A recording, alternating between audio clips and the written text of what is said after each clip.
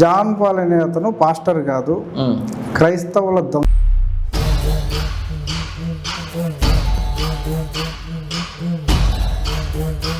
రంగు పూసుకొని ఆర్ఎస్ఎస్ భావాజాలంతో క్రైస్తవ్యాన్ని చెడుగా చూపించడం కోసం, క్రైస్తవాన్ని బూచిగా చూపించడం కోసం.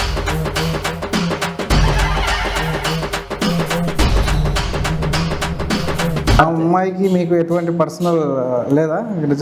ఈ జాన్పాల్ వ్యక్తిని నమ్మాను, నాకు ప్రేమ అని చెప్పాడు, దోమ అని చెప్పాడు, నన్ను ఇంటర్వ్యూలో మోసం చేశాడు. మీరు ఆర్ఎస్ఎస్ భావాజాలంతో ఉండి క్రైస్తవ వేషం వేసుకొని క్రైస్తవాన్ని చెడుగా చూపిస్తున్నారు.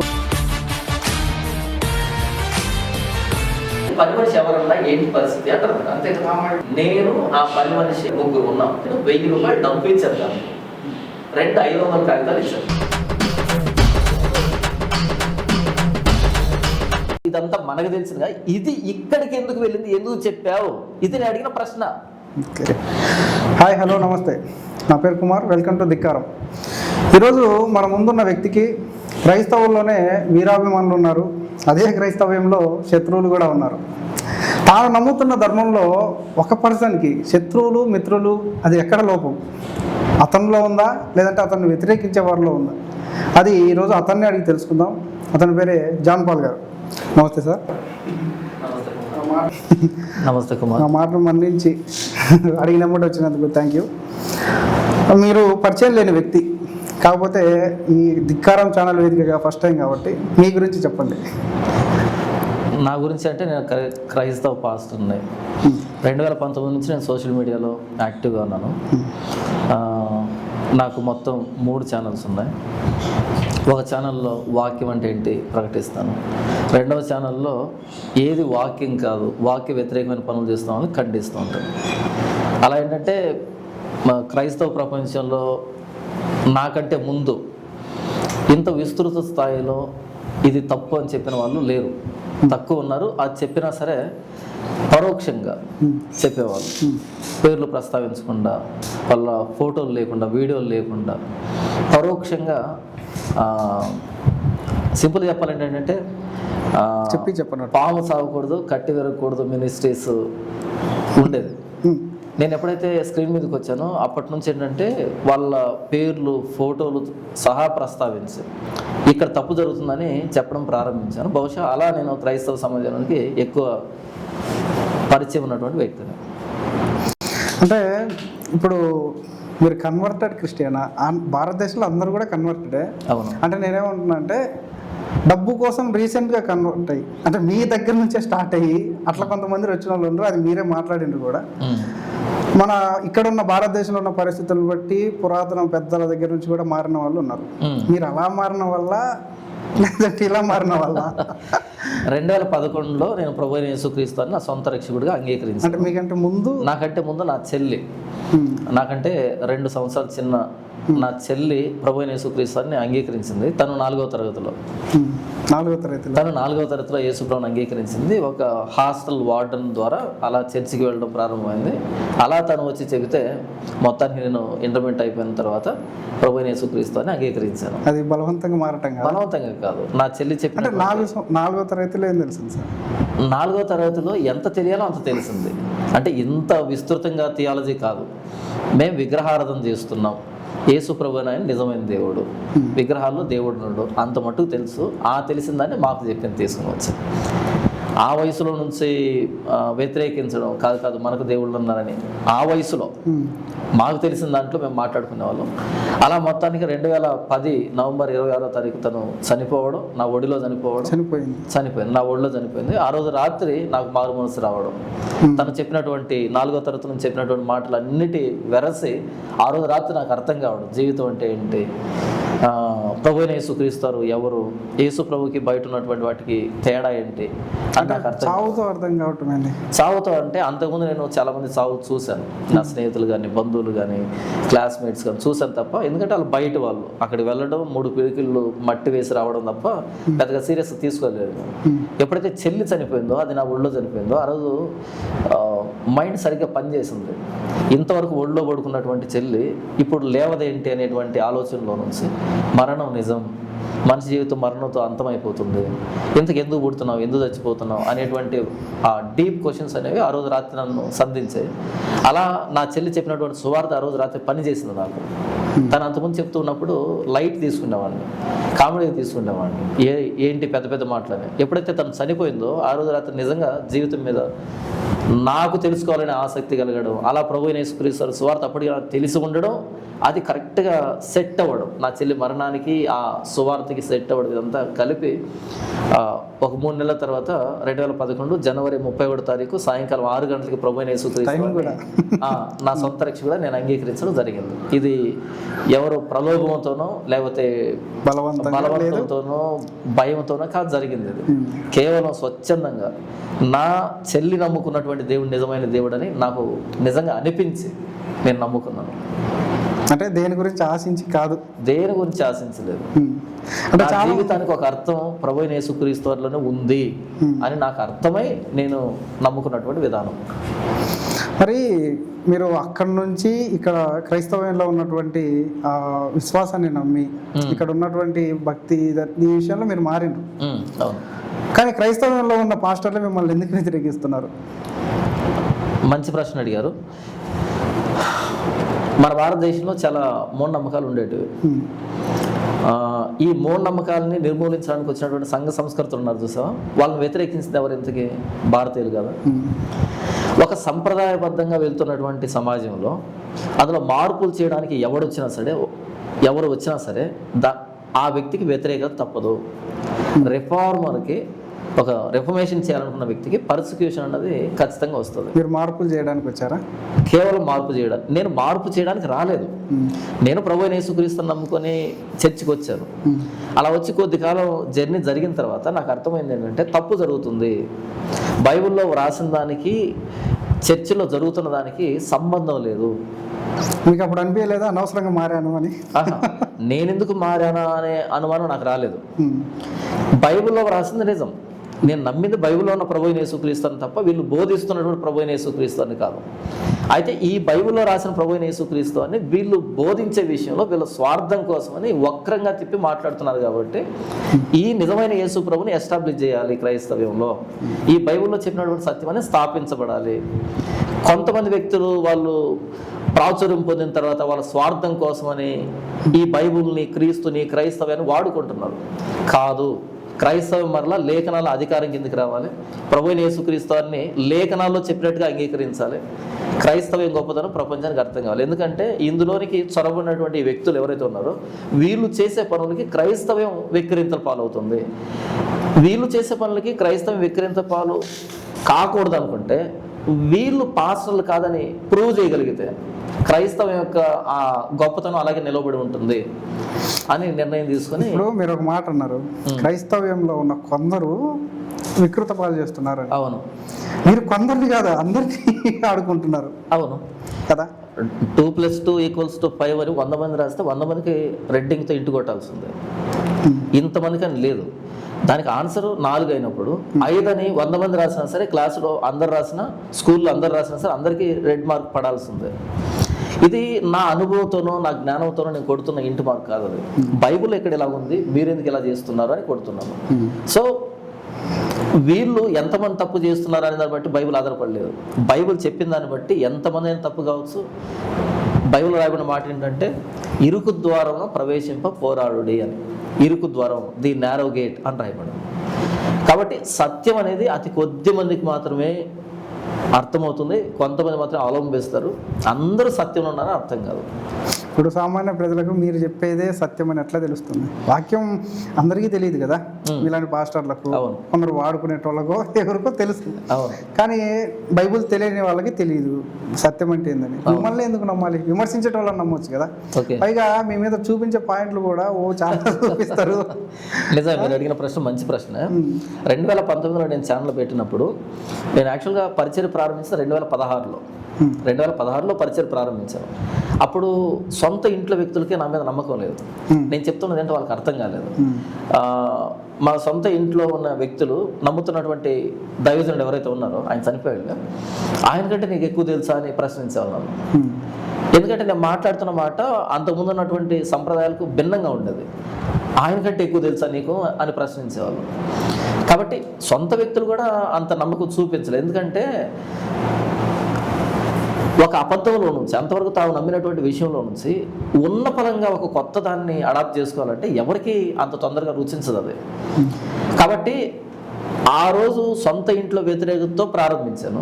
2019లో నేను ఛానల్ పెట్టినప్పుడు నాకు 11 మంది సబ్స్క్రైబర్స్, ఇంట్లో వాళ్ళతో కూడా కలుపుకొని 11 మంది సబ్స్క్రైబర్స్. కానీ ఈరోజు దాదాపు 80,000 సబ్స్క్రైబర్లు ఉన్నారు, 3 ఛానల్స్ ఉన్నాయి. ఇంత క్రైస్తవ ప్రపంచానికి రీచ్ అయ్యాను ఒక్కడిగా జర్నీ ప్రారంభించి సక్సెస్ అయ్యాను. కానీ ఆ క్రైస్తవ ప్రపంచమే వ్యతిరేకిస్తుంది కదా. వ్యతిరేకిస్తున్నారా, స్వాగతిస్తున్నారా కాదు నాకు కావాల్సింది. నేను చెప్పాలనుకున్న విషయాన్ని చెబుతున్నానా లేదా అంతే ప్రశ్న. నేను చెప్పాలనుకున్న విషయాన్ని చెబుతున్నాను అంతే. నేను నెహెమ్యా గ్రంథాన్ని తీసుకున్నా పర్లా అదే అంటున్నాను. నెహెమ్యా గ్రంథాన్ని మీరు చదివితే నెహెమ్యా పదే ప్రార్థన చేస్తాడు ఆ గ్రంథంలో, దేవా నేను చేసిన దానికి నన్ను జ్ఞాపకం చేసుకోవాలి. మిగతా వాళ్ళు స్పందిస్తున్నారా లేదా, వింటున్నారా లేదా ఆయన ప్రార్థన చేయాల. నేను చేసిన దానికి మేలులకై నన్ను జ్ఞాపకం చేసుకో. ఆయన వచ్చాడు, ప్రాకారం కట్టాడు, నన్ను జ్ఞాపకం చేసుకున్నాడు. నాది నెహెమ్యా పరిచయం ఆ పాయింట్ ఆఫ్ వ్యూలో. వాళ్ళకి ఎక్కడైతే నేను నచ్చుతానో అక్కడ వాళ్ళు స్వాగతిస్తారు నన్ను, ఎక్కడైతే వాళ్ళకి వ్యతిరేకంగా ఉంటానో ఖచ్చితంగా తిరస్కరిస్తారు. వాళ్ళ మీద డిపెండ్ అయిన పరిచయం చేసేట్టుగా ఉంటే ఇంత దూరం వచ్చిండేవాడిని కాదు. నేను చెప్పాలనుకున్నాను, చెబుతున్నాను. అది ఎవరికి చెందాలో వాళ్ళకి చెందుతుంది. అది ఈ రోజా రేపా నేను చనిపోయిన తర్వాత నాకు అనవసరం. అది నా తృప్తి కోసం బైబిల్లో ఉన్న ప్రభు అయిన యేసుక్రీస్తు మాత్రమే క్రైస్తవాన్ని పరిపాలించాలి. మనుషుల ఆలోచన నుంచి పుట్టుకొచ్చిన యేసు ప్రభు కాదు క్రైస్తవాన్ని పరిపాలించాల్సి ఉంది అని నాకు నేను తీసుకున్న తీర్మానం ఏదైతే ఉందో దానికోసం ప్రయాసపడుతున్నాను. దేవుడు ఇన్ని అవకాశాలు ఇచ్చాడు, ఇంత దూరం నడిపించాడు, ఇంత నా మాట మాట్లాడితే దానికి ఒక వాల్యూ క్రియేట్ చేశాడు. చాలు, ఎక్కడో కనబడకుండా ఉన్న వ్యక్తిని ఇంత దూరం వచ్చి ఇంతమందిని ప్రభావితం చేశాను అంటే ఇప్పటికీ 2,500 పైగా ప్రసంగాలు, 2,500 పైగా ప్రసంగాలు ఇప్పటివరకు ఎవరు ఆ రికార్డ్ క్రియేట్ చేయలేదు, దాన్ని బ్రేక్ కూడా చేయలేదు. ఇక నేను ఉన్నంతకాలం నేను మాట్లాడుతూనే ఉంటాను. కాబట్టి వాళ్ళు వింటే నాకెందుకు, వినకపోతే నాకెందుకు. మీకు ఓన్గా చర్చ అనేది లేదా? ఉంది కదా, ఉందా? నా చర్చ ఉంది. నిన్న చూసా ఏదో వీడియోలో ఓన్గా చర్చ అనేది లేదు అనేసి అన్నారు. ఎవరన్నారా మాట? చెప్తా. నేను ప్రతి ఆదివారం చేస్తున్న ప్రసంగాలు ఎక్కడ చేస్తున్నా? మరి ప్రతి ఆదివారం నేను చేస్తున్న ప్రసంగాలు ఎక్కడ? 2016 నుంచి నేను చర్చ కట్టి పరిచయం చేస్తాను. ఓన్గా చర్చ ఉంది. నేనే ₹1 ఇంకో వ్యక్తి దగ్గర తీసుకోకుండా నా సొంత డబ్బుతో బ్యాంకులో అప్పు చేసి మరి ఫండ్స్ ఇట్లాంటివి ఏం లేదు. సరే, ఇప్పుడు నేను అనే మాట కొంచెం కఠినంగా ఉంటుంది, ఫీల్ అవ్వద్దు. నేను అనేది కూడా కాదు. చాలా మంది హిందువులో ఇంకొకళ్ళు కాదు, క్రైస్తవుల్లోని చాలా మంది జాన్ పాల్ అనే అతను పాస్టర్ కాదు, క్రైస్తవుల దొంగ, ఆ రంగు పూసుకొని ఆర్ఎస్ఎస్ భావాజాలంతో క్రైస్తవ్యాన్ని చెడుగా చూపించడం కోసం, క్రైస్తవాన్ని బూచిగా చూపించడం కోసం అతను ఈ వేషం వేసుకున్నాడు అని అంటున్నారు. దాన్ని మీరు సమర్థిస్తారు? మంచి ప్రశ్నే, మంచి ఆరోపణే. నేను దాన్ని స్వాగతిస్తున్నాను. మనం చిన్నప్పుడు చదువుకొని ఉంటాం, ఏమనంటే ఎలకలన్నీ కలిపి ఒక మీటింగ్ పెట్టుకున్నాయి. ఈ గాదిలో ధాన్యాన్ని దొంగతనం చేసే ఎలకలన్నీ, పందికుక్కలని ఒక మీటింగ్ పెట్టుకున్నాయి. ఏంటంటే మనమేమో గాదిలో ధాన్యాన్ని అంతా తిని బాగా బలిసిపోతున్నాం, కానీ ఆ పిల్లి ఒకటి వస్తుంది, వచ్చి ఒక్కోదాన్ని తినేస్తూ ఉంది. ఇలా అయితే మన సంఖ్య తగ్గిపోతూ ఉంది. కాబట్టి ఏం చేద్దామంటే ఆ మీటింగ్ అంతా సారాంశం ఏంటంటే మనం టౌన్కి వెళ్ళి ఒక పెద్ద గంట తీసుకొద్దాం, గంట తీసుకొచ్చి ఆ గంటని పిల్లి మెడలో కడితే కనుక అది వచ్చేటప్పుడు టంగు టంగు శబ్దం వస్తూ ఉంటే మనం బొరియలో తాకోవచ్చు, అలా మన ప్రాణాలని, మన సంఖ్యని కాపాడుకోవచ్చు అని సమావేశం తీర్మానం. మొత్తానికి గంట తీసుకొచ్చి పిల్లి మెడలో కడితే మనం సేఫ్ అనేటువంటి నిర్ణయానికి వచ్చేది. ప్రశ్న ఏంటంటే ఇంత కట్టేది ఎవరు దాని మెడలో అన్న ప్రశ్న. గంట తీసుకుని రావాల్సింది ఇంతకు పిల్లి మెడలో కట్టే ఎవరు? అలాగే జాన్ పాల్ అనే వ్యక్తి ఆర్ఎస్ఎస్ భావజాలము లేకపోతే క్రైస్తవాన్ని చెడుగా చిత్రీకరిస్తున్నాడంటే ఓకే, మంచిదే, మీకు ఆలోచన వచ్చింది, అంతకుమించి మీరు ఆలోచించలేరని కూడా నాకు తెలుసు. అయితే చెడుగా చిత్రీకరించడం కూడా మంచిదేనా? వాళ్ళు అడిగిన ప్రశ్న, వాళ్ళకి వచ్చిన ఆలోచన, వాళ్ళ భావజాలం అది మంచిది అంటున్నా. ఎందుకంటే వాళ్ళకి అదే మంచిది కదా, వాళ్ళకి అదే మంచిది, వాళ్ళకి అదే మంచిది కదా. కాబట్టి నేను ఏమంటున్నానంటే, ఇంతకు నా ఎదురుగా వచ్చి నాది ఆర్ఎస్ఎస్ భావజాలము, క్రైస్తవానికి వ్యతిరేకం అని నిరూపించేటువంటి ఆ ఎలకి ఎవరు ఇంతకి అయ్యేంతవరకు లేదు, నేను కూడా చూడలేదు. ఇంతవరకు లేరు, ఇక మీద కూడా రారంటారా? రారు. మీకు నిజంగా ఎందుకంటే నేను చెప్పే ప్రతిదీ బైబిల్లో ఉంటుంది, బైబిల్తో సమాంతరంగా ఉంటుంది. నా సబ్స్క్రైబర్లు కానీ, నాకు వ్యతిరేకులు కానీ, జాన్ పాల్ అనే వ్యక్తి బైబిల్కు మీరి ప్రవర్తిస్తాడు, మీరి మాట్లాడతాడు అనేటువంటిది మీరు ఇప్పటివరకు విని ఉండరు. సేవకులను దూషిస్తాడు, లేకపోతే వాళ్ళని అంటాడు, వీళ్ళని అంటాడు, ఇలాంటి ఆరోపణలు మాత్రమే చేయాలి తప్ప బైబిల్ లోనికి వచ్చి జాన్ పాల్ చెప్పిన మాట బైబిల్కు వ్యతిరేకం అనేటువంటి వ్యక్తి ఇప్పటివరకు లేడు, రాడు కూడా రాడు. ఒకవేళ నేను ఆర్ఎస్ఎస్ భావజాలంలో ఉన్నాను అనుకుందాం, కాసేపు ఆర్గ్యుమెంట్ కోసం అని అనుకుందాం, మేలే కదా. ఒక ఆర్ఎస్ఎస్ ఏజెంట్ వచ్చి బైబిల్ బోధిస్తున్నాడు అంటే అంతమించి అచీవ్మెంట్ ఏముంది? మీరు ఆర్ఎస్ఎస్ భావజాలంతో ఉండి క్రైస్తవ వేషం వేసుకొని క్రైస్తవాన్ని చెడుగా చూపిస్తున్నారు. ఒక ఉదాహరణ, మీరు మారారు అని కాదు, అదే భావజాలంతో ఉన్నారు, క్రైస్తవాన్ని చెడుగా వేసుకుంటున్నాను అంతే కదా వాళ్ళ ఆరోపణ. ఒక్క ఉదాహరణ, ఈ మాట చెప్పడం ద్వారా క్రైస్తవ్యం చెడుగా చిత్రీకరించబడుతుంది, ఒక్క ఉదాహరణ ఏదైనా చెప్పండి, దానికి సమాధానం చెప్తాను నేను. అంటే మీరు పాస్టర్లందరూ ఇది అంటే ఇప్పుడు బైబుల్ తప్పు అన్నప్పుడు క్రైస్తవ్యానికి చెడ్డ పేరు వస్తుంది, క్రీస్తు తప్పు అన్నప్పుడు క్రైస్తవ్యానికి చెడ్డ పేరు వస్తుంది. పాస్టర్ల చెడ్డ అయితే అది వ్యక్తిగతం, అది ఇప్పుడు పాస్టర్లు చెడ్డ అన్నాను అనుకో, అది ఆ వ్యక్తికి సంబంధించింది. క్రైస్తవ్యానికి చెడ్డ పేరు రావాలంటే బైబిల్లో తప్పులు పట్టాలి, లేదా క్రీస్తులో తప్పులు వెతకాలి, లేదా బైబిల్ కానీ క్రీస్తు కానీ సమాజానికి హానికరం అనే విషయాన్ని ప్రూవ్ చేయగలిగితే అప్పుడు క్రైస్తవానికి డ్యామేజ్ జరుగుతుంది. నేను పాస్టర్లు అంటుంటే అది వ్యక్తిగతం కదా. ఇప్పుడు కుమార్ అనేటువంటి పాస్టర్ ఉన్నాడు, ఈ వ్యక్తిని తప్పు అన్నాను అనుకో, క్రైస్తవానికి చెడ్డ పేరు వస్తుంది. అప్పుడు మీరు డిపెండ్ చేసుకోవాలి, లేదా నేను ప్రూవ్ చేయాలి, ఇది వ్యక్తిగతం అవుతుంది కదా. ఇప్పుడు కుమార్ అనే వ్యక్తి చెడ్డ వ్యక్తి అయితే ఈ ఏమంటారు ఖమ్మం అనే ప్రాంతం అంతా చెడ్డదా? దాని అర్థం కాదు కదా. అలాగే క్రైస్తవంలో కొంతమంది పాస్టర్లు తప్పు అయితే క్రైస్తవం చెడ్డదని కాదు.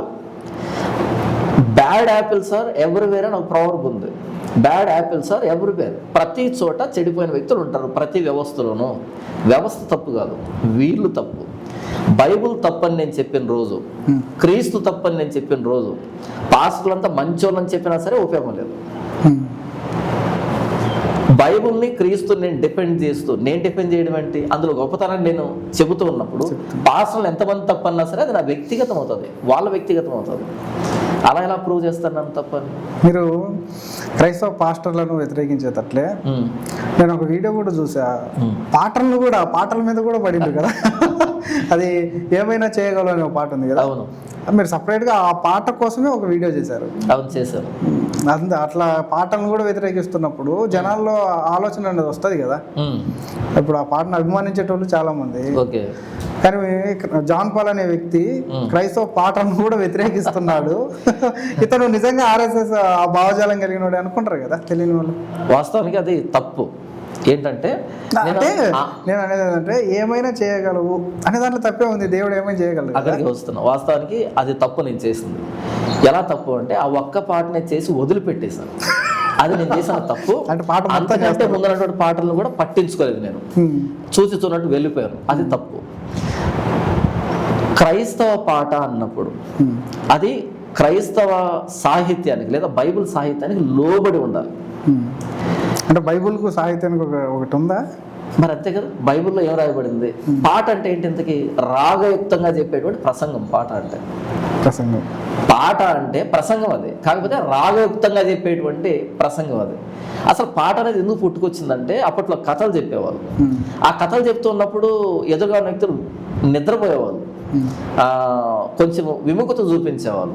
అలాంటి టైంలో అదే కథని రాగయుక్తంగా మలిచినప్పుడు వాళ్ళ ఇంట్రెస్ట్ మరలా చూపించేవాళ్ళు. అలా వచ్చింది పాట అనేది. పాట అంటే రాగయుక్తమైన ప్రసంగం. పాట వేరు ప్రసంగం వేరు కాదు. ఉదాహరణకి మీరు క్రైస్తవులు కాదనుకోండి, క్రైస్తవ పాట కాదనుకోండి, మీ ఇష్టం, అది మీరు దేని మీద అయినా పాట రాసుకోండి, మీ భావజాలం అది, నేను దాన్ని ఖండించేదానికి లేదు, దానికి ఒక ప్రామాణికత లేదు.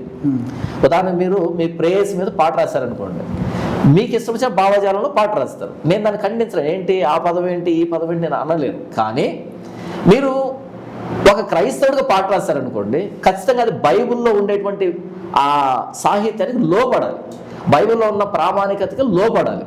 బైబిల్లో ప్రామాణికతకి మించిపోయిందనుకో అది క్రిస్టియన్ పాట ఎందుకు అవుతుంది? అప్పుడు ఆ పాటలో మించిపోయిందా బైబిల్? మించిపోయింది కదా. ఏమైనా చేయగలవంటే బైబిల్ ఆ మాట చెప్పట్లేదు. ఆయన తన స్వభావానికి వేరుగా ఏమి చేయలేడని రాయబడింది 2 తిమోతి పత్రికలో. దేవుడు తన స్వభావానికి విరుద్ధంగా ఏది చేయలేడు. దేవుడు నన్ను పేకాట్లో గెలిపించడు. దేవుడు నా స్మగ్లింగ్ వ్యాపారాన్ని అభివృద్ధి చేయడు. దేవుడు నా కల్తీ వ్యాపారాన్ని అభివృద్ధి చేయడు. లేదా దేవుడు నేను తప్పు చేస్తూ ఉంటే అందులో నన్ను ఎంకరేజ్ చేయడు. ఏమైనా అన్నప్పుడు అందులో ఏమైనా పెట్టచ్చు. నువ్వు నీ పాయింట్ ఆఫ్ వ్యూలో ఏమైనా అంటే నేను కష్టాల్లో ఉన్నా అండి ఆ పాయింట్ ఆఫ్ వ్యూలో రాశాను అంటావు. కానీ నాది ఆ పాయింట్ ఆఫ్ వ్యూ కాదు. నేను ఇంకో దాంట్లో ఇరుక్కొని ఉన్నాను కాబట్టి ఏమైనా చేయగలను పాట పాడుకుంటాను. కాబట్టి దేవుడు ఏమైనా చేయగలడని బైబిల్ చెప్పలేదు. ఆయన తన స్వభావానికి లోబడి మాత్రమే చేస్తాడు. దేవుడు అబద్ధం చెప్పలేడు, దేవుడు మోసం చేయలేడు, దేవుడు అన్యాయం చేయలేడు. ఆయన చేయలేనివి చాలా ఉన్నాయి. బైబిల్లో చెప్పినటువంటి భావజాలం ఇది. ఏమైనా చేయగలమని నీ అనుభవం వచ్చిన పాట రాసావు, అది నీ అనుభవం కావచ్చు, కానీ నాకు ఇంకొకలాగా వినిపించవచ్చు. ఆ పాట పాడుతున్నవాడు ఒక్కొక్కడు ఒక్కో పరిస్థితిలో ఉండొచ్చు. వాళ్ళందరి పరిస్థితుల్లో దేవుడు వెళ్ళి నేను ఏమైనా చేయగలనని ప్రూవ్ చేసుకునేదానికి ఆయన చేయలేని విషయాలన్నీ చేయడం ప్రారంభించడు. కాబట్టి నీ అనుభవం నుంచి పాట రాయద్దు. బైబిల్లో ఏం చెప్పకూడదు దాన్ని బట్టి పాట రాయదు అని చెప్పి తిమోతి పత్రికలోను ఫిలిప్పీ పత్రికలో ఉన్నటువంటి 2 పాటలు చూపించారు అక్కడ. నేను పౌలు రాసినటువంటి పాటలు. పౌలు ఏమని పాట రాశాడు, దాని నేపథ్యం కానీ దాని కోర్ ఏంటి, దాని థీమ్ ఏంటి, ఈరోజు రాస్తున్న పాటలు ఏంటి? నీ ఇష్టం వచ్చిన పాట రాసి అక్కడక్కడ స్తోత్రం అని పెట్టి స్తుతి అని పెట్టి హల్లేలూయా అని పెట్టి ప్రభు అని పెడితే అది క్రిస్టియన్ సాంగ్ అవుతుందా? ఇప్పుడు బయట సాంగ్ ఉంది, ఆ సాంగ్ను పట్టుకొని వచ్చి వాడు బయట ఏం చేశాడు, ప్రేయసి చెలి ప్రియా అని రాశాడు. అక్కడ దీంతో నేను కూడా ఎక్కివేస్తాను. ఇప్పుడు పొద్దున్నే గుళ్ళ మీద ఒక పాట పెడతారు, దాన్ని క్రిస్టియానిటీలోకి మార్చి జీసస్ అని పెట్టి ఆ హిందూ పాటలో చాలా వరకు మార్చేసిండ్రు. అలా ఇప్పుడు ఆ ప్రేయస్ అని వీకేసి అక్కడ హల్లేలూయా పెట్టేసి అక్కడ ప్రియాలు తీసేసి స్తోత్రం పెట్టి యేసు అని పెడితే అది క్రిస్టియన్ సాంగ్ అవుతుందా? అది కాదు క్రిస్టియన్ సాంగ్ అంటే. సువార్తకు లోబడాలి, అది సువార్త సారం రావాలి. అది మనం పాట పాడినా మనం ప్రసంగం చేసినా మనం ఏం చేసినా ప్రభు మహిమ కోసం చేస్తాం కదా. మనం భోజనం చేసినాను పానం చేసినాను ప్రభు మహిమ కోసం అంటాడు కదా. మరి పాట పాడినప్పుడు పాటలో మహిమపరచబడాల్సింది ఎవరు? ఆ పాటలో ఏమైనా చేయగలమనే పాటలో ఈ వ్యక్తి దరిద్రం తప్ప దేవుడికి మహిమ ఎక్కడుంది? అంటే నువ్వేదో చేసావు, దాని నుంచి విడిపోయిన దేవుడు ఏదైనా చేస్తాడా? ఆ పాట అంతట్లో ప్రభు యేసుక్రీస్తు సిలువ గురించి కానీ ఆయన స్వార్థం గురించి ఏమీ లేదు. ఈయన కష్టాల్లో ఉన్నాడు, ఈ కష్టాలను చేసి ప్రభు విడిపించాడు. కాబట్టి ఏమైనా చేయగలమనేటువంటి నీ అనుభవం నుంచి వచ్చిన పాట అది, లేఖనాల నుంచి వచ్చిన పాట కాదు అది. లేదంటే అనుభవం నుంచి పాట రాకూడదంటే రావచ్చు, కానీ ఆ అనుభవం సువార్తకు లోబడి ఉండాలి. అంతేకాని భౌతికమైన విషయాలకి దేవుడిని ఆపాదించేటట్టుగా ఉండకూడదు. మీరు ఆ పాటని ఇంకొకసారి వినండి, ఆ పాట అంతా ఎక్కడ సువార్త సారం వచ్చిందో చూడండి, అనుభవం కాదండి. కాబట్టి పాటని విమర్శించవచ్చు, ప్రసంగాన్ని విమర్శించవచ్చు, ఏ పద్ధతినైనా విమర్శించవచ్చు. ఎందుకంటే మన చేతిలో బైబిల్ ఉంది, ప్రామాణికం ఉంది. ఈ ప్రామాణికమైన బైబిల్ లేకపోతే మీ పాట మీ ఇష్టం, మీ ప్రసంగం మీ ఇష్టం, మీ పరిచయం మీ ఇష్టం. ఈ బైబిల్ ఉన్నంతకాలం దీనికి లోబడి లేకపోతే ఖచ్చితంగా నేను కాకపోయినా ఇంకొక వ్యక్తి, బాధ్యత కలిగిన వ్యక్తి ఖచ్చితంగా దాన్ని విమర్శిస్తాడు, ఖండిస్తాడు. ఇకపోతే నేను దాన్ని విమర్శించింది ఏంటంటే మంచి పాటలు రాయండి, సువార్తకు తగినట్టుగా రాయండి అని. అంతేగాని వాళ్ళ మీద ద్వేషంతో కాదు. ఎందుకు నేను దాని మీద మాట్లాడాల్సి వచ్చిందంటే అది ఆ టైంలో బాగా వినపడింది అందరికీ. నేను ఎక్కడికి వెళ్తున్నాను జర్నీలో ఆ క్రిస్టియన్ సాంగ్స్ అని పడినప్పుడు అది వచ్చింది. ఏంటి పాటని విన్నప్పుడు అది నాకు ఎక్కడ సువార్తగా తెలుస్తుంది. అప్పుడు దాని మీద నేను రెస్పాండ్ అయిన తప్ప ఒకవేళ నేను నా దృష్టికి వస్తే మిగతా పాటల మీద కూడా రెస్పాండ్ అవుతాను. కాబట్టి ఖండించాల్సింది పాటలు మాత్రమే కాదు, ప్రసంగాన్ని మాత్రమే కాదు, ఏ పద్ధతినైనా సరే బైబిల్కు వ్యతిరేకంగా ఉన్న ప్రతిదాన్ని ఖండించవచ్చు. నిజంగా అందుకే ఖండించారు అంటారు. ఇక నాకేముంది, అసలు ఆ పాట రాసిన వ్యక్తి ఎవరో నాకు తెలియదు, ఆయన పేరు కూడా నాకు తెలియదు. ఇంకంతమించి ఏముంటుంది? ఒక మా పక్కింటి ఆయన ఎదురింటి ఆయన రాస్తుంటే ఏదో అసూయతో చేశాను అనుకోవచ్చు, ఇంకంతమించి ఏముంటుంది? అంతమించి ఏం లేదంటారు. అంటే అంతమించి ఏదైనా ఉంటే అప్పుడు నేను సేవకుని ఎలా అవుతాను? క్రైస్తవ క్షేమాన్ని కోరుకునే వాళ్ళ క్రైస్తవ క్షేమాన్ని కోరుకునే వ్యక్తిని ఎలా అవుతాను? అంటే వీళ్ళ ప్రకారం చూసుకుంటే ఏదో ఒక పాయింట్ ఎత్తుక్కొని విమర్శించాలి. నేను ఏదో ఒక పాయింట్ వెతుక్కుని విమర్శించాలి అనుకున్నప్పుడు చాలా పాటలు ఉన్నాయి కదా. అదొక్కటేనా మీరు మాట్లాడింది? నేను జర్నీలో ఉన్నప్పుడు నాకు వినపడింది ఆ పాట. ఆ పాట చెవులకి ఇంపుగా ఉంది కానీ మీనింగ్ లేదు అందులో. నేను ముందే చెప్పాను, మన చెవికి ఇంపుగా ఉన్న ప్రతిదీ పాట అని అర్థం కాదు. అది బైబిల్ సాహిత్యానికి లోబడాలని ముందు చెప్పి స్టార్ట్ చేశాను నేను. పాట అయినా బైబిల్ సారంగా ఉండాలి. పాట అంటే రాగయుక్తమైన ప్రసంగం. ఓకే, నెక్స్ట్ వచ్చేసి మీకు ఈ ఇంటర్వ్యూకి రాకముందు నిన్న కూడా మీ మీద ఒక వీడియో వచ్చింది కదా, అదే పని మనిషి అని సంథింగ్ ఏదో, దాంతో మరి చీప్గా ఉంది కదా. చూసారు? అదే చీప్గా ఉందంటే అంటే మీరు చేసిందేనా, వాళ్ళు చెప్తున్నారా, దీని వెనక ఎవరన్నా ఉన్నారా? దీని వెనకాల, ఈ ఆరోపణల వెనకాల 11 మంది వ్యక్తులు ఉన్నారు. 11 మంది 11 మంది వ్యక్తులు. వాళ్ళ ఉద్దేశం ఏంటంటే జాన్ పాల్ అనే వ్యక్తి ఇక వాక్యం చెప్పకూడదు, జాన్ పాల్ అనే వ్యక్తిని ఇంకెవరు వాక్యాన్ని పిలవకూడదు. ఉదాహరణకి మిమ్మల్ని కనుక మీకు హయ్యెస్ట్ థ్రెట్ ఏంటో తెలుసా? చంపేస్తాను నిన్ను అనేది మీకు హయ్యెస్ట్ థ్రెట్ అవుతుంది. ఎందుకంటే ప్రాణం పోతుంది, ఎండ్ అది మీకు, మీ లైఫ్కి. నాకు ప్రాణం పోతుంది అనేది హయ్యెస్ట్ థ్రెట్ కాదు. అది నా పరిచర్య ఆగిపోతుంది, పరిచర్య చెడిపోతుంది అనేది నా హైయెస్ట్. అంటే ప్రాణం పోయేదానికంటే ఎక్కువ. ఎందుకంటే నేను ఈ పరిచర్యలోకి రాకముందు నన్ను చంపేస్తాము అనే బెదిరింపు వచ్చినాక డెఫినెట్గా భయపడతాను. ఎందుకని? నా ప్రాణం అంటే తీపి కాబట్టి. అయితే యేసుని నమ్ముకున్న తర్వాత ఇది షిఫ్ట్ అయింది, నాకు నా ఇంపార్టెన్స్ అనేది షిఫ్ట్ అయింది. యేసుని నమ్ముకోకముందు నా కోసం నేను బ్రతికేవాడిని. ఇప్పుడు యేసుని నమ్ముకున్న తర్వాత క్రీస్తు కోసం నేను చాలా సాక్రిఫైస్ చేశాను, చాలా దాటుకొని వచ్చాను, ఇంత దూరం వచ్చాను. ఇప్పుడు నా పరిచర్య మీద ఏదైనా ప్రభావం పడితే నేను చనిపోవడం అనేది పెద్ద విశేషం కాదు కుమార్. ఎందుకంటే మనిషి అంతా చచ్చిపోతాడు, రోగంతోనో, యాక్సిడెంట్, ప్రమాదము, హత్య, ఏదో ఒకటి, మొత్తానికి మనిషి అన్న చచ్చిపోతాడు. కానీ నాకు ఒక లెగసీ ఉంది. నేను క్రైస్తవునికి ఇచ్చినటువంటి ఈ వర్తమానాలు కానీ, నేను ఇచ్చినటువంటి సందేశం కానీ, ఇది నా లెగసీ. ఇది కనుక కరెక్ట్ అయితే నేను బ్రతికిన ఉపయోగం లేదు, చచ్చిపోయిన ఉపయోగం లేదు.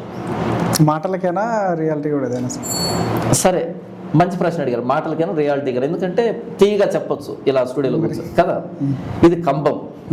ఇదే కంబానికి నేను 2 సంవత్సరాల క్రితం వచ్చాను. ఏం జరిగింది మీకు ఏమైనా ఐడియా ఉందా? వాక్యం చెప్తూ ఉంటే తర్వాత మీరు నగేష్ అన్న కాల్ చేసి అడగండి. ఆ రోజు వేదిక మీద గొడవ జరుగుతుంది, నన్ను కొడతారు అనేటువంటి ఇన్ఫర్మేషన్ ఆయనకు వచ్చి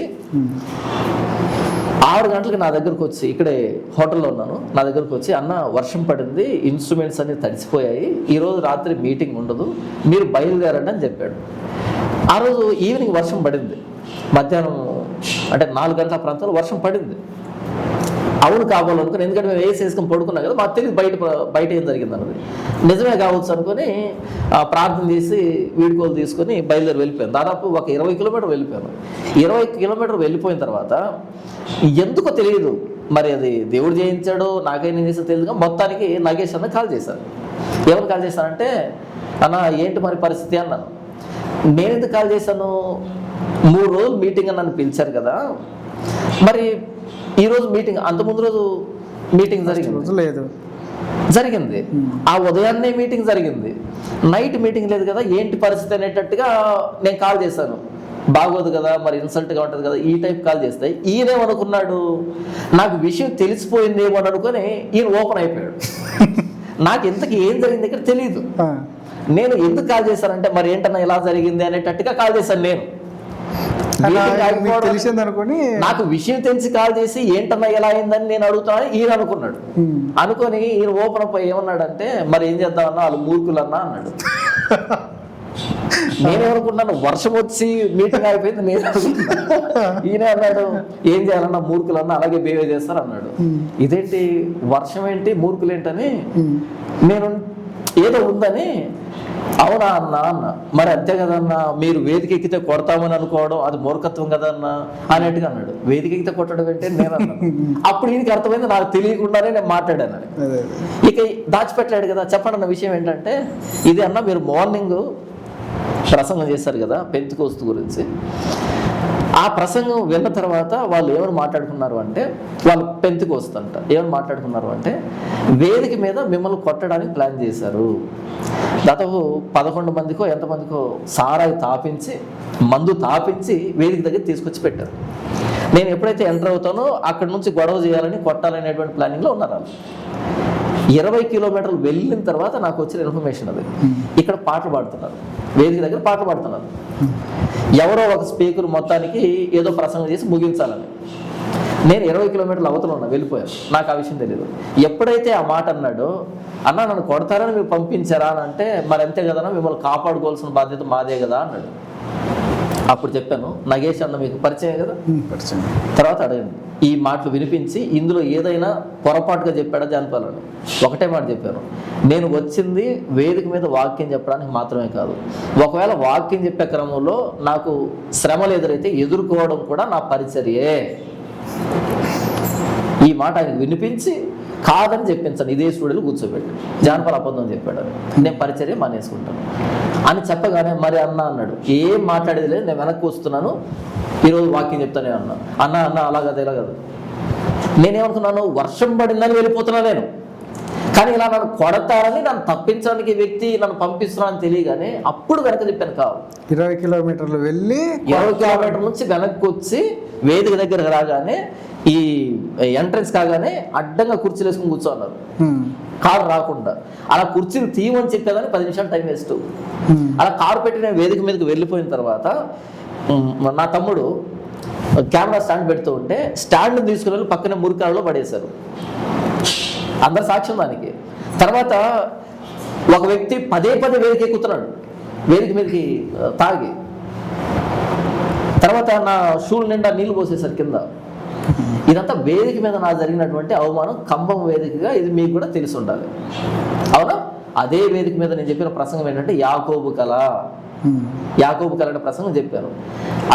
నాకు తెలుసు, వేదిక వెనకాల ఏం మాట్లాడుతూ గట్టి కేకలు వేస్తున్నారని వినపడుతుంది, అందరికి వినపడుతుంది.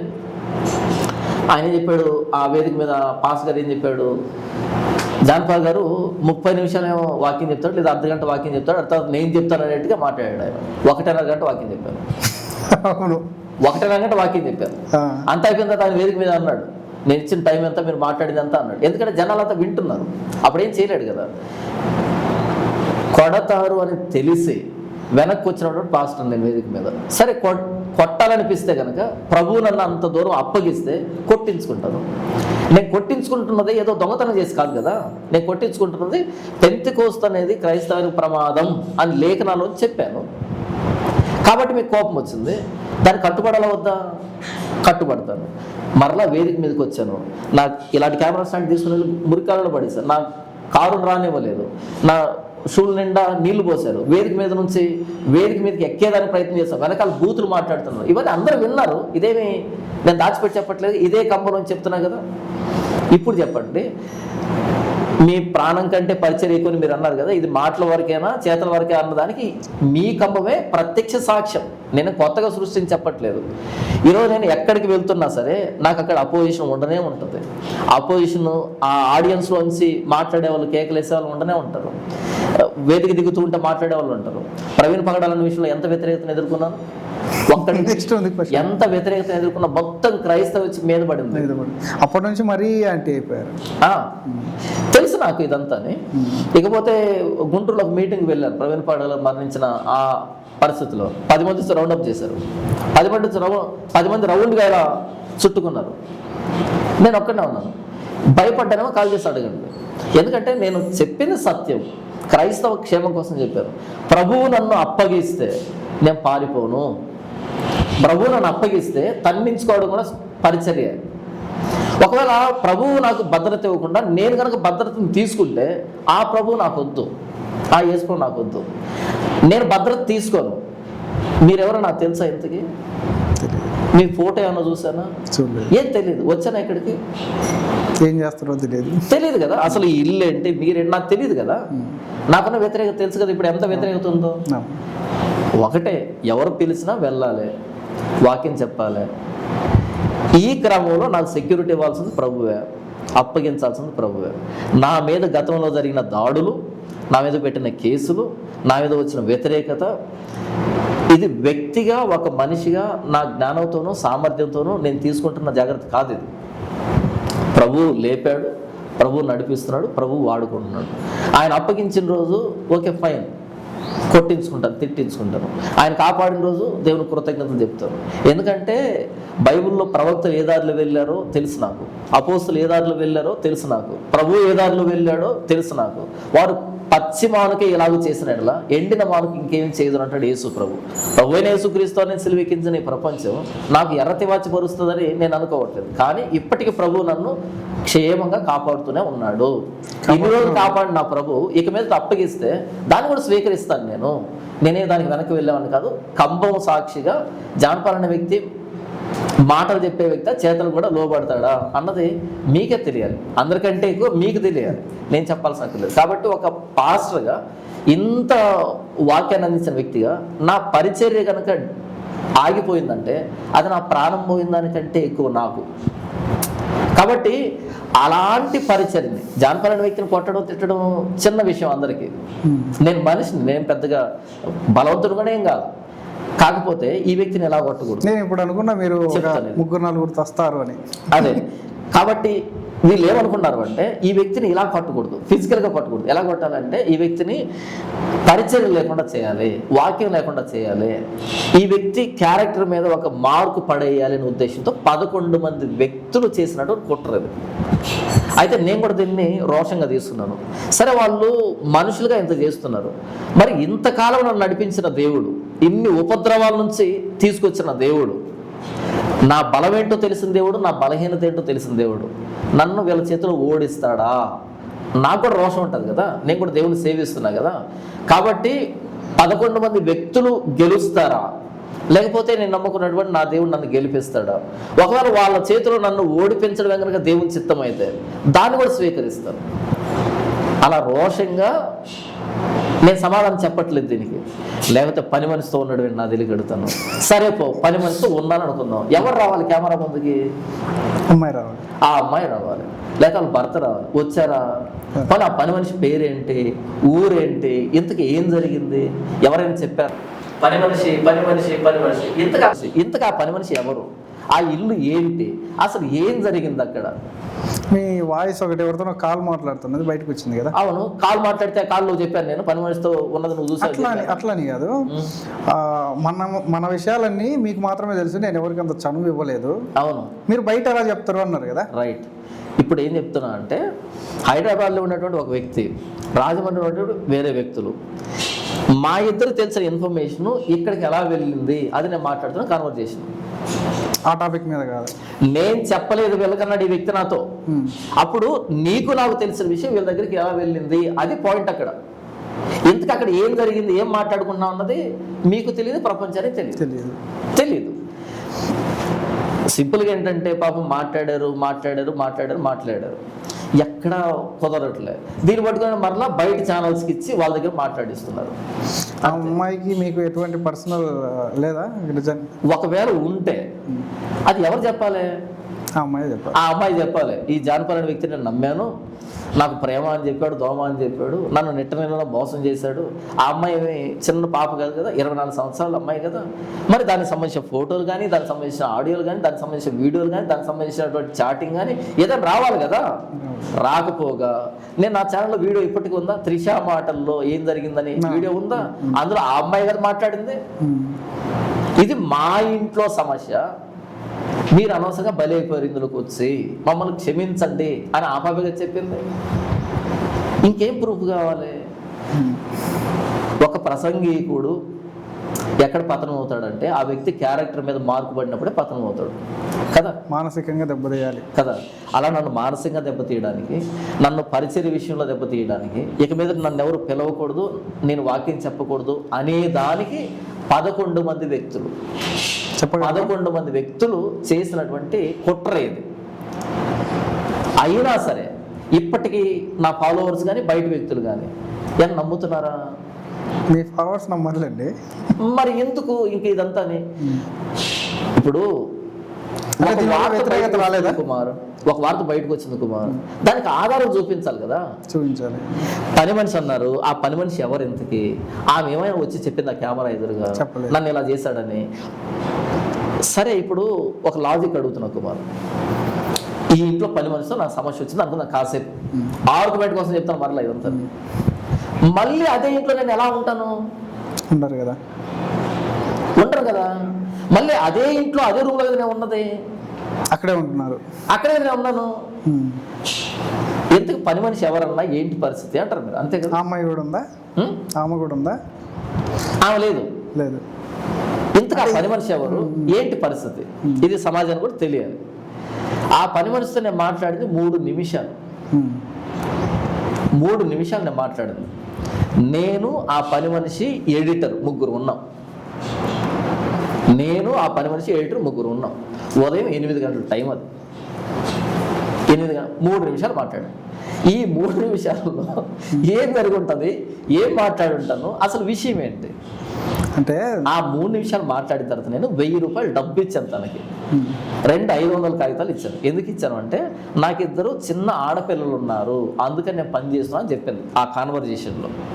తను చదువుకుంది, పని మనిషి కాదు, తను చదువుకుంది, డిగ్రీ చదువుకుంటాను. నేను అడిగాను, మరి డిగ్రీ చదువుకుని ఎందుకు పని మనిషిలా చేస్తున్నా అంటే, సార్ నేను పని మనిషిని కాదు, నేను కంపెనీలో పనిచేస్తాను, నేను మా భర్త ఇద్దరం కంపెనీలో పనిచేస్తాం, వర్కర్గా పనిచేస్తాము. అయితే ఏంటంటే నాకు 2 చిన్న ఆడపిల్లలు ఉన్నారు, వాళ్ళిద్దరి కోసం ఇంట్లో ఉన్నాను, ఇంట్లో ఖాళీగా లేకుండా ఈ ఇల్లు ఆ ఇల్లు 3 ఇల్లు మాత్రమే నేను పని చేస్తున్నాను సార్, నేను పని మనిషిని కాదు అంది. అప్పుడు తను దాదాపు 2 సార్లు 3 సార్లు రిపీట్ చేసింది, నాకు 2 ఆడపిల్లలు, నా చిన్న ఆడపిల్లలు, నాకు ఆడపిల్లలు, నాకు కూతురు ఉంది కాబట్టి నా జేబులో ఉన్నటువంటి డబ్బులో ఒక 500 ఒక పాపకి, ఒక 500 ఇంకొక పాపకి 1000 రూపాయలు ఇచ్చాను ఆమెకి, అంతే. ఇది జరిగింది. 3 నిమిషాలు జరిగినటువంటి వ్యవహారం ఇదంతా. బయటికి ఎలా వచ్చింది? బయటికి ఎలా వచ్చిందంటే, ఆ తరువాత ఈమె అక్కడి నుంచి వెళ్ళిన తర్వాత నేను ఫ్రెష్ అప్ అయి బయటకు వచ్చేటప్పటికి ఈమె లేదు బయట. నేను అడిగాను ఎడిటర్ని, పని మనిషి ఎక్కడ అంటే లేదని చెప్పాడు. ఆ కన్వర్జేషన్ ఏం మాట్లాడంటే, ముందు తనకి ఎలాగైనా నేను డబ్బు ఇవ్వాలి అనేది నేను ఫిక్స్ అయ్యాను. ఇవ్వాలి. ఏ రీజన్తో ఇవ్వాలి? రీజన్ లేదు నాకు. అప్పుడు నేనేమన్నా అంటే, అమ్మ మీరు పని చేస్తారా లేకపోతే బట్టలు కూడా ఊతుతారా అని అడిగాను. అప్పటికే నేను 1 వారం ట్రిప్లో ఉన్నాను, బట్టలు ఉన్నాయి. నేను ఎందుకు అడిగాను ఈ మాట, తనకి డబ్బు ఇవ్వాలనిపిస్తుంది నాకు. ఎందుకంటే మేము మాట్లాడిన కాన్వర్జేషన్ డబ్బు ఇవ్వాలనిపిస్తుంది, అందుకని బట్టలు కూడా ఉతుకుతారంటే, ఉతుకుతారన్నా ఎన్ని జతలు ఉన్నాయి అంది. జతకి ఎంత తీసుకుంటారని అని అడిగాను. లేదన్నా మీరు ఇవ్వండి సార్ అంది, అన్న కాదు సార్ అంది. సార్ మీరు ఇవ్వండి, నేను ఉతికిన తర్వాత చెప్తాను అని చెప్పింది. సరేనమ్మా అని చెప్పాను. అని చెప్పిన తర్వాత ఆమె కనిపించాలి నాకు. నేను ఇటువైపు రూమ్లో ఓడ్చడానికి ఎందుకో వచ్చింది, నేను అటువైపు ఉన్నాను. నేనేమన్నా అటువైపు ఏదో ఊడుస్తుంది అనుకున్నాను. నేను బయటకు వచ్చేప్పుడు లేదు. అప్పుడు అడిగాను ఎడిటర్ని, పని మనిషి ఎక్కడ అంటే లేదు వెళ్ళిపోయింది అని చెప్పాడు. చెప్పగా నేను అన్నాను, ఆ నంబర్ ఇవ్వు నాకు అని అడిగాను. అడిగితే ఎందుకు అన్నాడు. ఎందుకంటే చెప్పాను, ఏదో బట్టలు ఇస్తా అని చెప్పాను, ఆ బట్టలు తీసుకోవడానికి తను రావాలి అని చెప్పాను. అనగానే ఈ వ్యక్తి ఏమన్నాడంటే, లేదన్నా బట్టలు నేను ఉతికిస్తాను, మన ఇంట్లో వాషింగ్ మెషిన్ ఉంది, తనకెందుకు ఇవ్వాలన్నాడు. యాక్చువల్ నా కాన్సెప్ట్ ఏంటి, తనకి ఏదో హెల్ప్ చేయాలని నా కాన్సెప్ట్. అయితే ఈ వ్యక్తి ఏమనుకున్నాడు, తనకెందుకు డబ్బు ఇవ్వాలి, మన ఇంట్లో వాషింగ్ మెషిన్ ఉంది కదా అన్నాడు. అనగానే సర్లే అని అది టాపిక్ పక్కన పడిపోయింది, కట్ చేసేసాను. నేను నాకు సంబంధించిన 2-3 కాల్స్ చేస్తున్నాను. పైన రూమ్ అది, కింద నేను మాట్లాడాను, కింద కాల్స్ మాట్లాడుతున్నాను. అంత కాల్స్ మాట్లాడిన తర్వాత మళ్ళీ అనుమానం వచ్చింది. ఇప్పుడు అక్కడి నుంచి బయలుదేరి నేను ఇంకో దగ్గర టిఫిన్కి వెళ్ళాలి, వెహికల్ వెళ్ళిపోవాలి. ఒకసారి వెళ్ళిపోతే అక్కడ క్యూట్ చెప్పి స్టార్ట్ చేస్తే నేను వచ్చి మళ్ళీ సాయంకాలానికి వస్తాను. ఇక్కడ ఏం చెప్పాను, ఈవేం చెప్పింది, ఒక కాసేపటి తర్వాత వస్తాను బట్టల కోసం అని చెప్పింది, తను చెప్పింది. ఇప్పుడు నేను వెళ్ళిపోతున్నాను, విషయం ఈ వ్యక్తి తెలియదు. ఈ వ్యక్తి కాసేపటి వెళ్ళిపోతాడు. ఏం చేయాలని పైకి వెళ్ళిపోయి అబ్బాయి మొబైల్ తీసుకొని ఆ నంబర్ తీసుకొని, అందుకే ఎందుకంటే కాల్ చేస్తున్నాగా ఆ నంబర్ తీసుకొని ఆ నంబర్కి మెసేజ్ పెట్టాను. అమ్మ ఏదైనా పేరు తెలుసులే, ఆ పేరుతో పెట్టాను, నేను పలానా కడప నుంచి వచ్చాను, పాస్ని మీకు డబ్బు ఇచ్చాను కదా, కాబట్టి ఈ బట్టలు వాషింగ్ మిషన్లో వేస్తాడంట, మీరు రానక్కర్లేదు అని పెట్టాను. అయితే నేను మాట్లాడినప్పుడు ఎలా మాట్లాడానంటే, తనతో హుడీ వేసుకోవన్నా, టీషర్ట్ ఉంటుంది కదా, హుడీ ఉంటుంది కదా, హుడీ వేసుకుని ఉన్నా. అయితే నా వాట్సాప్లో ఎలా ఉంటుందంటే, నా ఫోటో ఎలా ఉంటుందంటే, ఈ కూలింగ్ గ్లాస్ పెట్టుకొని బ్లేజర్ వేసుకుని ఉంటుంది నా వాట్సాప్లో. సో తను కన్ఫ్యూజ్ అయిపోయింది, ఈ వ్యక్తి ఎవరు నాకు మెసేజ్ పెట్టిందని. నా పేరు తెలియదు తనకి. నా పేరు తెలియదు, నేనేంటి తెలియదు, జస్ట్ 3 నిమిషాలు మాత్రం మాట్లాడాను. ఈ 3 నిమిషాల్లో ఇదంతా జరిగింది. అయితే నా ఫోటో ఎలా ఉందంటే కూలింగ్ గ్లాస్ పెట్టుకొని బ్లేజర్ వేసుకునేటప్పుడు తను కంగారు పడిపోయింది. ఎవరో ఇంటి దగ్గర చూసిన దానికి డీపీలో తేడా. ఇప్పుడు నేను మామూలుగా మీ దగ్గర కూర్చోబడి ఎలా వచ్చాను, షర్ట్ లో వచ్చాను, అలాగే హుడీ వేసుకుని ఉన్నా నేను తనతో మాట్లాడిన టైంలో. అయితే నేను మెసేజ్ పెట్టిన మెసేజ్ లో ప్రొఫైల్ పిక్చర్ ఎలా వెళ్ళిందంటే కూలింగ్ గ్లాస్ పెట్టుకొని బ్లేజర్ లో ఉన్నాను. ఎవరో పెద్ద ఆఫీసర్ టైప్ ఉంది అక్కడ. తను కంగారు పడిపోయింది, ఎవరో నాకు మెసేజ్ పెడుతున్నారు అని. దాన్ని పట్టుకుని వెళ్ళి యథార్థంగా భర్త చూపించింది, ఎవరో నాకు మెసేజ్ పెడుతున్నాడు వాట్సాప్లో అని.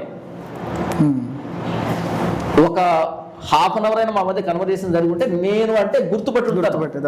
కానీ అక్కడ ఎలా ఉంది జరిగిన పరిస్థితి అంటే 3 నిమిషాలు మాట్లాడింది. నాకు తెలిసి 3 నిమిషాలు కూడా తక్కువే. జస్ట్ అలా ఊడుస్తుంది, నేను ఇక్కడ రెడీ అవుతూ అంటే హుడీ వేసుకొని తనతో మాట్లాడుతున్నాను. తను ఈ మొత్తం అంతా నా ముఖం చూసింది, 2-3 సార్లు చూసింది అంతే. ఇలా వెనక తిరిగి చూసింది. అటువైపు పని చేసుకుంటే నేను ఇటువైపు నేను డ్రెస్అప్ అవుతూ బయటకు వెళ్ళాలి కదా, డ్రెస్అప్ అవుతూ నేను మాట్లాడుతున్నాను. సో నా ముఖం తనకు క్లారిటీ లేదు. నెక్స్ట్ ఏంటంటే ఇక్కడ చూసినటువంటి హుడీలో ఉన్నటువంటి పర్సన్ని నెక్స్ట్ అందులో ఉన్న పర్సన్ కంప్లీట్ డిఫరెంట్ అనమాట. అందుకని భర్త దగ్గర తీసుకుని వెళ్ళి ఎవరు నాకు మెసేజ్ చేస్తున్నాడు అని చెప్పింది. వెంటనే ఆ వ్యక్తి ఈ వ్యక్తికి కాల్ చేశాడు, ఎవరికి ఎడిటర్ కాల్ చేశాడు. కాల్ చేసి ఎవరు మీ రూమ్కి వచ్చాడు కదా, ఎవరు ఆ వ్యక్తి, మా ఆవిడికి ఏదో మెసేజ్ చేశాడు అని పెట్టాడు. పెట్టగానే ఈ వ్యక్తి ఇంకో వ్యక్తికి కాల్ చేశాడు, ఎవరి దగ్గరికి అయితే నేను వెళ్ళి Q2 చెప్పేయాలి ఆ వ్యక్తికి కాల్ చేశాడు. అప్పుడు మేమిద్దరు ఎక్కడ ఉన్నాం, ఒక రెస్టారెంట్ తింటున్నాం. సాయంకాలం 4 గంటలు ఎప్పుడో ఆ టైంలో తింటున్నాం ఇద్దరం. ఈ నుండి ఏంటి అని ఎక్స్ప్రెషన్ ఇస్తాను. నాకు తెలియదు కదా, ఆ వ్యక్తి ఫోన్ వచ్చింది. ఆయన నుండి ఏంటి పని మనిషికి ఏదో మెసేజ్ పెట్టామంట అన్నాడు. నేనేం మాట్లాడలేదు. ఆ మొబైల్ ఎలా అని ఆ మొబైల్ ఎలా తీసుకొని జస్ట్ అక్కడి నుంచి పక్కకి వెళ్ళి 2 మాటలు చెప్పాను అంతే.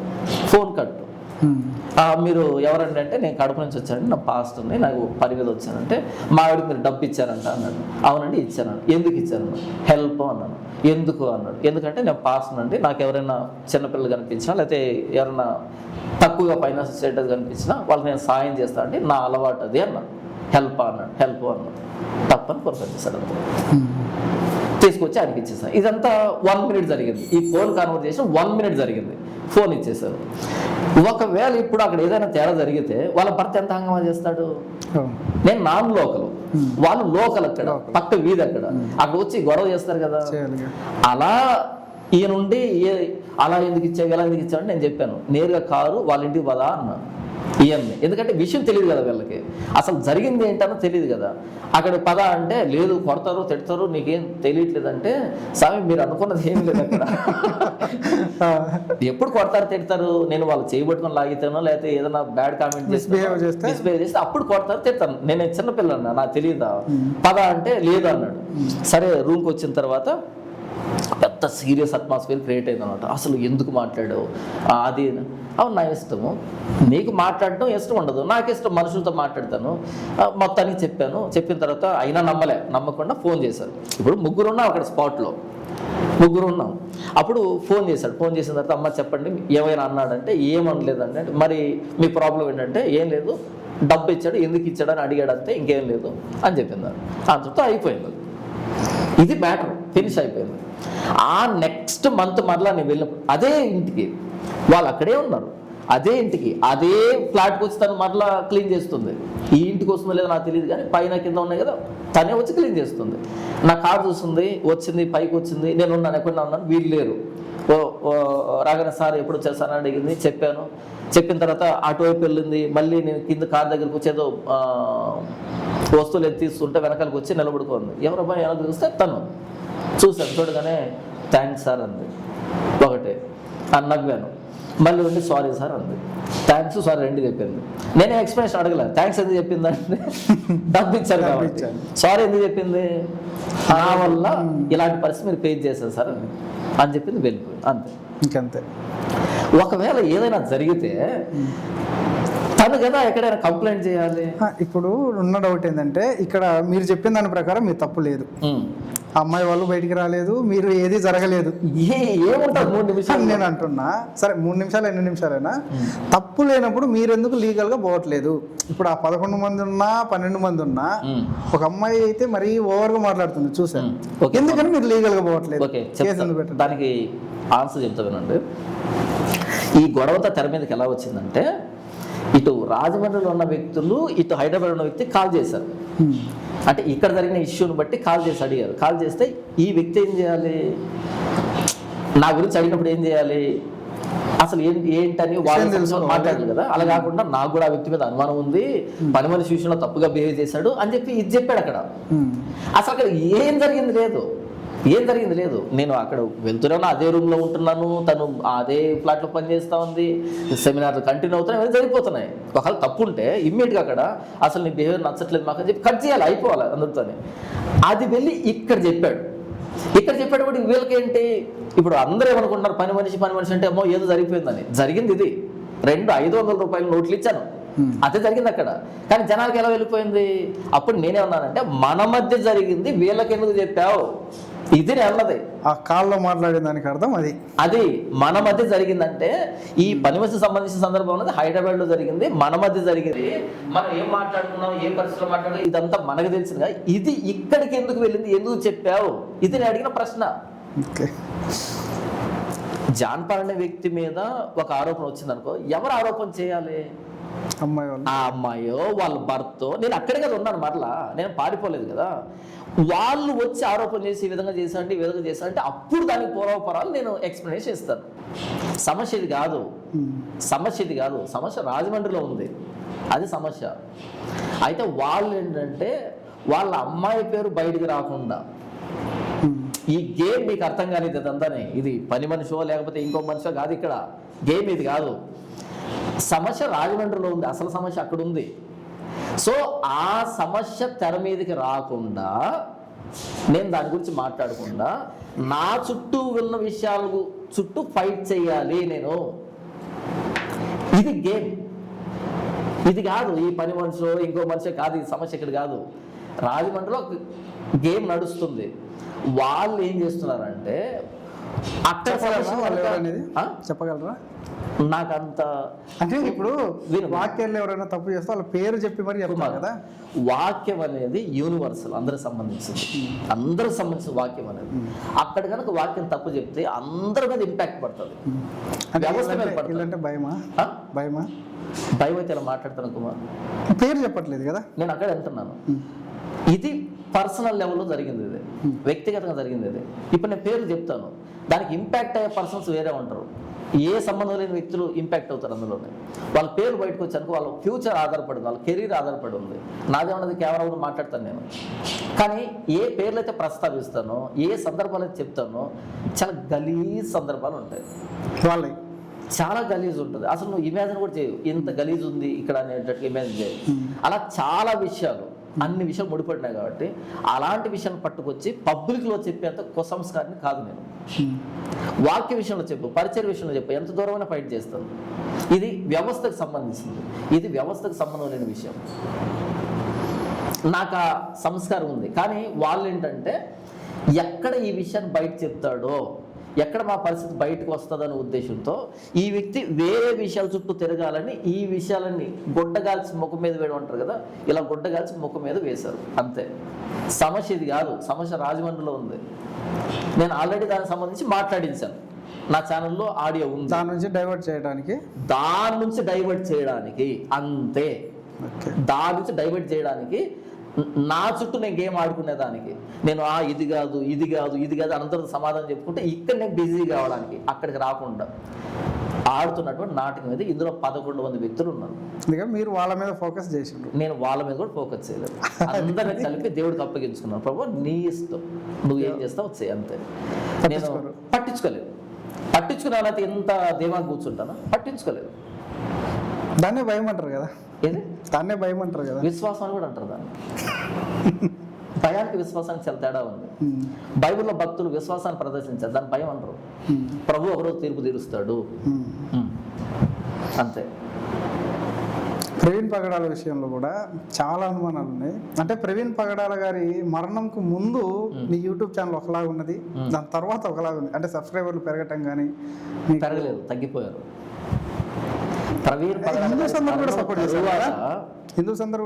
హిందూ సపోర్ట్ చేస్తే నాకేంటి ఉపయోగం వచ్చింది? యూట్యూబ్ నుంచి ఆ బెనిఫిట్ చూసుకున్నారేమో.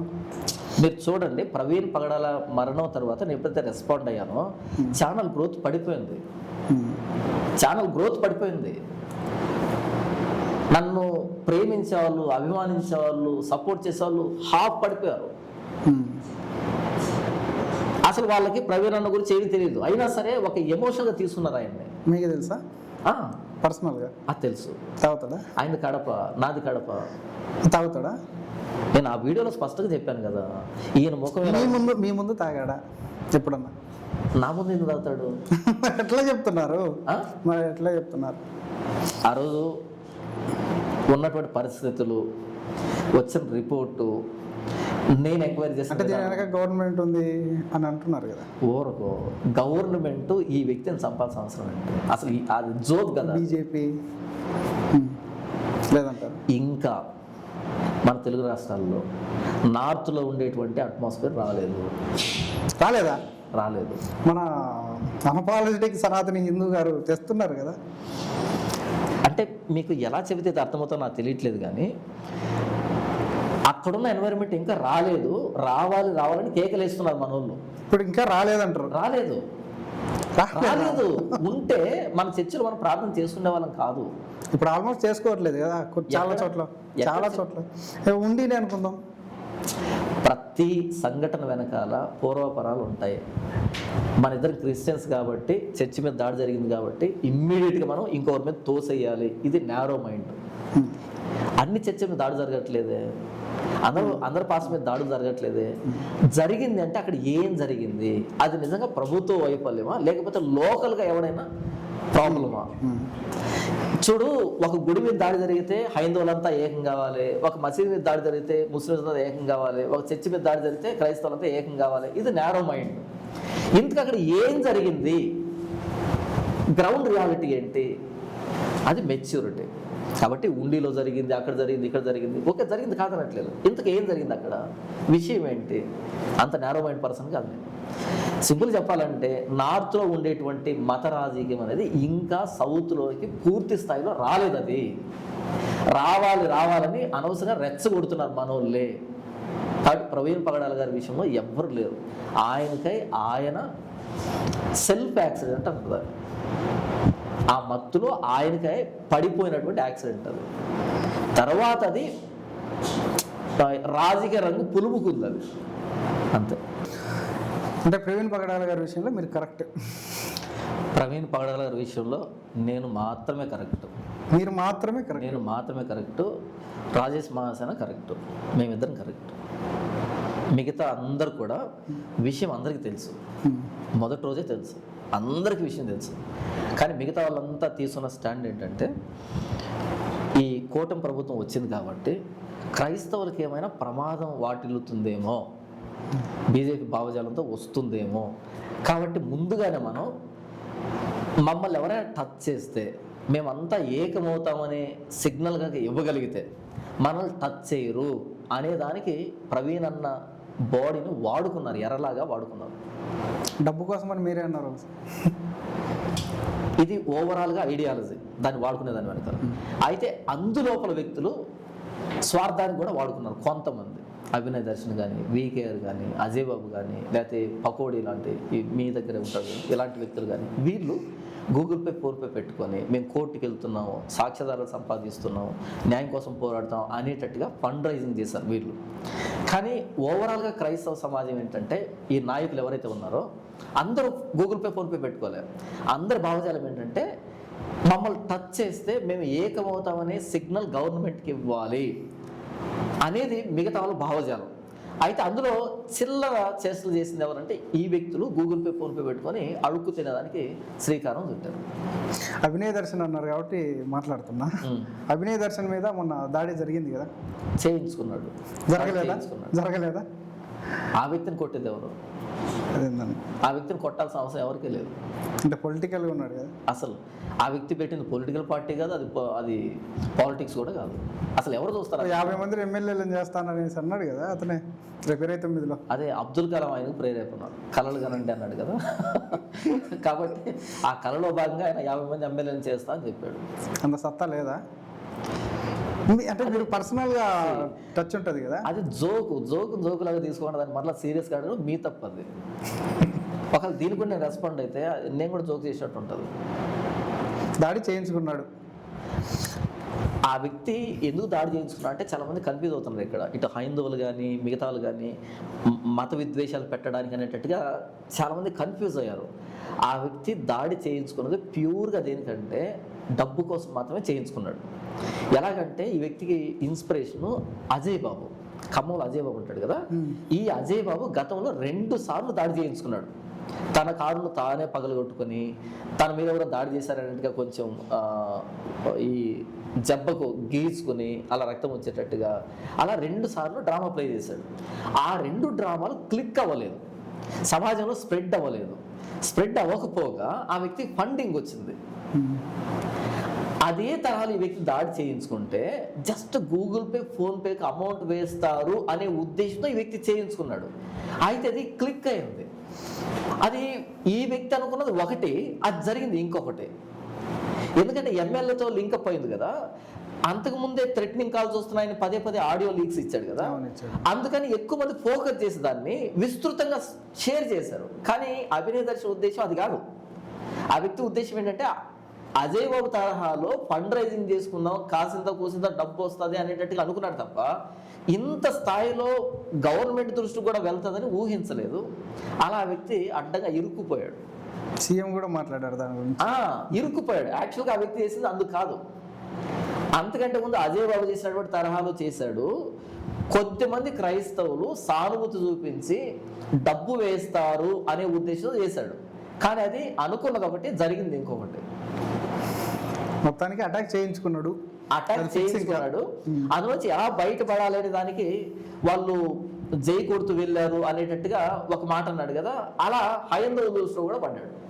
అక్కడ కూడా ఇరుక్కుపోయాడు. మీరు మాట్లాడారా ఆ విషయం మీద? మాట్లాడలేదు.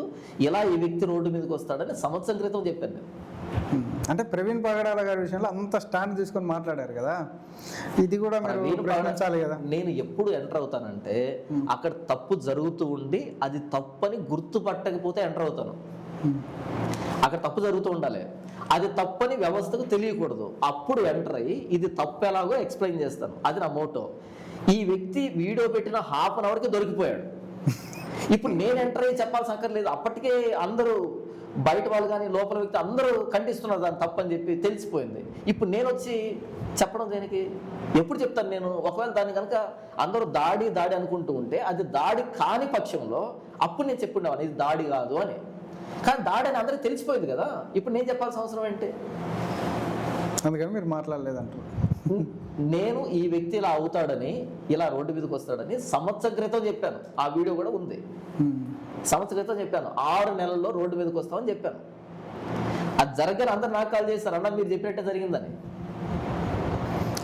అది జరిగింది, అది మీరు చెప్తే జరిగిందని కాల్ చేశారు కదా. మీరు ఒక మాట కూడా అన్నారు, బైబుల్లో అప్పట్లో ఉన్న ప్రవక్తల కంటే కూడా మనం తెలివిగల వాళ్ళమనో సంథింగ్ ఏదో మాట్లాడారు మీరు. మీ రీల్ ఒకటి ఉంది.